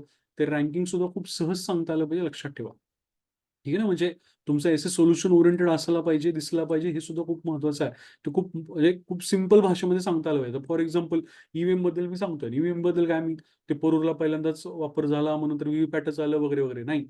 लक्षात ठेवा, जर तुम्हाला ई-सी-आयच्या ट्रान्सपरन्सी बद्दल वगैरे एसे आला, ईव्हीएम बद्दल वगैरे एसे आला, तर वाक्य असं असलं पाहिजे, सिंपल तुम्हाला कन्व्हर्ट करता आलं पाहिजे भाषिक सौंदर्यामध्ये, की मी ईव्हीएम बोलते आणि ईव्हीएमनी तर काय लोकशाहीला पारदर्शक बनवण्याचा प्रयत्न केलाच, पण सोबतीला जेव्हा व्हीव्हीपॅट माझ्या मदतीला आलं किंवा व्हीव्हीपॅटनी मला जेव्हा साथ दिली, तेव्हा आम्ही लोकशाहीच्या पारदर्शकतेला अजून एक काय कवच कवच चढवलं, अजून एक काय वेगळी एक लेयर चढवली. असल्या प्रकारची भाषा वापरून व्हीव्हीपॅटचा संदर्भ द्यायचा असतो. टेक्निकल भाषेमध्ये सगळं लिहित बसायचं नाही. व्हीव्हीपॅट आलं, या वर्षी आलं, त्या वर्षी आलं, इतक्या मतदारसंघांमध्ये यूज झालं, असला एसे लिहायचा नाही. लक्षात ठेवा, जी-एसचा कंटेंट असणं वेगळं, तो वापरता येणं वेगळं, ह्याच्यामध्ये फरक आहे. जी-एसचा कंटेंट लिहून आल्यामुळे मार्क पडणार नाहीत. आता हे डिस्क्रिप्टिव्हचं जे लिखाण असतं ना, त्याच्यामध्ये लक असतो. नाही म्हणलं तरी तुमचा एसे कोणाला आवडतो, नाही आवडतो. पण त्यातल्या त्यात काही ठोकताळ आहेत त्याच्यावरती आधारित एसे लिहा. मी पुन्हा सांगेल, ईव्हीएम बोलते, लोकशाही याच्याबद्दल जेव्हा तुम्ही एसे लिहिता ना, तेव्हा नुसते टेक्निकल काय म्हणूया मुद्दे मांडायचे नाहीत. नुसते फॅक्ट्स एंड फिगर्स मांडायचे नाहीत. त्याला शाब्दिक याच्यामध्ये बदलायचं. आता जे आत्ता एक्झाम्पल सांगितलं तशा गोष्टींमध्ये बदलायचं, तर नक्की चांगले मार्क येतात, लक्षात ठेवा. त्याच्यानंतर एक खूप सगळ्यांचा डाऊट होता बॅचचा, एम-एल-आर-सीचं लेक्चर मिस झालं. आता खरं तर हे लेक्चर 3 ते 4 वेळा आपण अपलोड केलं. सांगितलं, आधी पण सांगितलं होतं वगैरे. ठीक आहे, मिस झालं असेल तर हरकत नाही. पार्ट 1 आणि पार्ट 2 असे 2 लेक्चर्स आहेत. जर शक्य झालं तर पुन्हा एकदा ॲपवरती किंवा तुमच्या ग्रुपवरती किंवा मला असं वाटतं, की जर कारण काय व्हावं लागलं ना, की ते अपलोड केलेलं बऱ्याच जणांचं त्यावेळेला लक्ष नसतं, ते बघत नाहीत. त्यापेक्षा मग मी काय करेल, की जर जमलं तर चॅनलवरती ते टाकून देईल. हिरा-एस अकॅडमीच्या. सगळ्यांनीच बघा, सगळ्यांनी त्याचा फायदा करून घ्या. त्याच्यामध्ये नोट्स पण आपण शेअर करून टाकू. म्हणजे अ, आजचं नको व्हायला परत, की नाही कोणाचं तरी ते लेक्चर राहिलंय. असं नाही झालं पाहिजे. हक्काचे मार्क आहेत. 5 ते 6 मार्क आहेत. 6 मधले 5 येऊ शकतात, आलेले पण आहेत. लेक्चर बघितल्यावर तुम्हाला कळून जाईल, की आपले कुठले-कुठले प्रश्न कसे-कसे आले होते, ते तुम्हाला कळून जाईल. काही मागच्या लेक्चरच्या गोष्टी होत्या. पी-वाय-क्यूच्या बाबतीमध्ये प्रत्येक ठिकाणी वेगळा अप्रोच वापरणं, ठोकळा काय वापरायचा का, बायलिंग्युअल पेपर वापरायचे का, लक्षात ठेवा. इकॉनॉमिक्सला बायलिंग्युअलचा फायदा होतो, पॉलिटीला बायलिंग्युअलचा फायदा होऊ शकतो. बाकीच्या ठिकाणी बायलिंग्युअलचा अट्टाहास करण्याची गरज नाही. सायन्स टेकला इंग्लिश प्रश्न बघू शकता. प्रत्येक ठिकाणी वेगळं हे असलं पाहिजे. कलर कोडिंग फार महत्त्वाचे आहे. जे पी-वाय-क्यू परत करायचे नाही, त्याला टिक करत बसायचं नाही, क्रॉस मारून टाकायचा. जे पी-वाय-क्यू परत वाचायचे, त्याला कलर कोडिंग करून ठेवायचं आणि ते परत-परत करायचे किंवा नेक्स्ट राऊंडमध्ये पण करायचे. 4 वर्षाचे पेपर जे आहेत ना, ते तुम्हाला कुठे ना कुठे जेव्हा आपलं आपण म्हणूया ना 4 वर्षाचे म्हणजे 2023 ते 2020चे पेपर जे आहेत, ते मी तुम्हाला नक्की सांगेल की तुम्ही काय करायला पाहिजे. हा जो आपला राउंड आहे कुठला 8 मे ते 15 मेचा जो राउंड आहे ना, त्याच्यामध्ये कुठे ना कुठे तुम्ही हे 4 वर्षाचे पेपर परत एकदा बघितले पाहिजेत. लक्षात ठेवा. आधी तर बघितलेलेच पाहिजेत. बघितलेले पण असतील, पण परत एकदा ते पाहिले पाहिजे. त्यामुळे काय होईल तुमचा क्वेश्चनचा जो पॅटर्न असतो, ऑप्शनचा जो पॅटर्न असतो, तो तुम्हाला रिइन्फोर्स होईल. तो जास्त महत्त्वाचा आहे, हे कळायला पाहिजे. ठीक आहे. डेडलाईन्स ऑलरेडी सांगितलेलं होतं. व्हिडिओ लेक्चर्स वगैरे करण्याची डेडलाईन तुमची 30 एप्रिलपर्यंत आता असली पाहिजे. त्याच्या पलीकडे तुम्ही व्हिडिओ लेक्चर्स वगैरे नाही केले पाहिजे. तुम्ही स्वतः पटापट गोष्टी केल्या पाहिजे. पाठांतराच्या बाबतीमध्ये मागे पण बोललोय. लक्षात ठेवा, सेपरेट टाइम द्या पाठांतराला. ते खूप जास्त महत्त्वाचं असतं. टू अँड फ्रो मेथड वापरा असं सांगितलं होतं. पुढच्या पानावरती जायचं. 10 पानं वाचून झाली. 10च्या 10 पानं डोळे झाकून आठवण्याचा प्रयत्न करायचा. होल्ड ऑन करायचं. जेव्हा एखादा कॉलम वाचताय, एखादा नोट्स वाचताय, व्हिज्युअलाइज करण्याचा प्रयत्न करायचा की कुठे काय आहे, हे जास्त व्हिज्युअलाइज करण्याचा प्रयत्न करायचा. पिक्टोरियल मेथडचा वापर करायचा. कुठल्या काय म्हणूया आपण कॉर्नरमध्ये काय दिलंय. कांगारू मेथडचा वापर करायचा. कांगारू मेथड म्हणजे काय, हेडिंग्जवरून रिवाइज करून गेलात तरी मधल्या ज्या काही गोष्टी असतात ना, त्या पॉपअप व्हायला लागतात. सबकॉन्शियस टू कॉन्शियस लेवल यायला लागतात. प्रत्येक वेळेला सगळ्याच गोष्टी वाचायची गरज पडत नाही. इलेक्शनचा टॉपिक घेतला, सुधारणांच्या सगळ्या हेडिंग बसल्या फटाफट, तरी पण आठवायला लागतं की हा इथं होतं म्हणजे याचं इयर हे असणार आहे, तिथं होतं म्हणजे त्याच्यानंतरचं हे असणार आहे. म्हणजे समित्या वगैरे जरी एकदा नुसतं हेडिंग वाचल्या तरी आठवायला लागतं की काय तरकुंडे समितीने कुठल्या शिफारसी केल्या होत्या, वर्मा समितीने कुठल्या शिफारसी केल्या होत्या, हे आठवायला लागतं. लक्षात ठेवा. म्हणजे हेडिंग्स रिपीटेडली बघण्याने सुद्धा कधी कधी काय होऊ शकतो, फायदा होऊ शकतो. ज्या गोष्टी अजिबातच लक्षात राहत नाहीत त्या खरडून काढायच्या सरळ सरळ. त्यासाठी वेगळा वेळ द्या, हे पण सांगतोय. PYQ परत परत पाहणं, ठीक आहे, गुगल टेस्टच्या माध्यमातून वगैरे, त्याच्यातून डेटा रिएन्फोर्समेंट नक्कीच होऊ शकतं. आता हे जे काही GS 1, 2, 3, 4 जे काही इथं दिलेलं आहे, ते मी परत तुम्हाला सांगत नाही, कारण ऑलरेडी त्याचं लेक्चर मागच्याच याच्यामध्ये घेतलेलं होतं. जर वाटलं तर ते परत कट करेन, ते शेअर करेल तुम्हाला. ते जुनं लेक्चर असेल, शक्य झालं तर ते जुनं लेक्चर मी तुम्हाला शेअर करण्याचा प्रयत्न करेल. ठीक आहे. मला वाटतं सफिशियंट याच्यामध्ये डिस्कशन झालेलं आहे. तर थोडंसं काय म्हणूया, इंट्रोस्पेक्ट करा, रेट्रोस्पेक्ट करा. गोष्टींबद्दल जरा थोडा विचार करा की आपण काय केलं पाहिजे आता काही दिवसांमध्ये. कृपा करून पुढच्या 2 ते 3 दिवसांमध्ये फुल मोमेंटम मध्ये या. ठीक आहे. प्रचंड काय म्हणूया आपण कॉम्पिटिशन आहे. ठीक आहे. आपल्याला टिकावं लागणार आहे याच्यामध्ये. आणि नक्कीच म्हणजे बाकीच्याही गोष्टी, इतर गोष्टी सुद्धा पॉझिटिव्हली घडतील अशी आपण अपेक्षा करूया. की जसं राज्यसेवेच्या बाबतीमध्ये काही गोष्टी घडल्या, की काही गोष्टी तुमच्या त्रुटी राहिल्या तर त्या घडल्या. कंपनीच्या बाबतीमध्ये पण काही गोष्टी चांगल्या घडतील असं आपण अपेक्षा करूया. आणि त्यानुसार तुम्ही या सगळ्या गोष्टींकडे अप्रोच व्हा. फार जास्त अडून राहू नका, हे असंच आहे तसंच आहे. कारण त्याच्यातून तुमचा काहीच फायदा होणार नाही. तुम्ही फक्त निगेटिव्ह स्पायरलमध्ये अडकाल. त्यापेक्षा तुम्ही खूप पॉझिटिव्हली या सगळ्या गोष्टींकडे बघा. एवढंच मी तुम्हाला सांगेल. आणि मी तर मला वाटतं इथं आपण थांबूया. लवकरात लवकर हे लेक्चर शेअर करण्याचा प्रयत्न करेल. जे काही GS2च्या पण ज्या काही टेस्ट असेल, गुगल टेस्ट वगैरे, जितकं काही शक्य होईल तुम्हाला चॅनलवरती शेअर करणं, ते आपण आपल्या बाजूने शेअर करूयात. त्यानुसार तुम्ही सगळ्या गोष्टी चांगल्या कराव्यात. आणि आता पुढची भेट माहित नाही, शक्यतो ठीक आहे. म्हणजे जर MLRCचं लेक्चर अपलोड केलं तर त्यात तुमची भेट होईलच, पण ते रेकॉर्डेड लेक्चर ऑब्व्हियसली असणार आहे. पण जी काही लहवाली भेट आहे, जर शक्य झालं तर मधनं एखादा परत एकदा बूस्टर डोस देण्यासाठी जर यावं लागलं, किंवा परत एकदा काही रिस्ट्रॅटेजाइज करावं लागल्या गोष्टी, तुमच्या डाऊट्समधून जर काही वाटलं तर तशा पद्धतीने हे करेल. आणि तुम्हाला जर काही वाटलं ना डाऊट्स वगैरे, तर पाठवत चला. म्हणजे जर कळालं ना की सिमिलर गोष्टींमधून तुम्ही जाताय, सिमिलर तुम्ही निगेटिव्हिटीमधून जाताय, किंवा कुठल्याही अडचणींमधून जाताय, तर कळून जातं. मग जनरल लेक्चर घ्यायला मग काही वाटत नाही. आणि आता ते काय होतं ना की सारखं सारखं तुम्हाला जाऊन उगीच काहीतरी सांगत बसणं, म्हणजे काहीतरी उगीच तुम्हाला काय ते ज्ञान वाटप करणं, हे जरा थोडंसं अवघड जातं. आणि तुम्हाला एकदा कळाल्यानंतर तुम्ही ऑटो मोडमध्ये असल्यानंतर प्रत्येक वेळेला तुम्हाला धक्का लावण्यात पण पॉईंट नसतो. त्यामुळं ऑटो मोडमध्ये जा, चांगला अभ्यास करा, इतकंच तुमच्याकडून अपेक्षा आहे. आणि तुम्हाला सगळ्यांना बेस्ट लक. इथं आपण थांबूया. थँक्यू.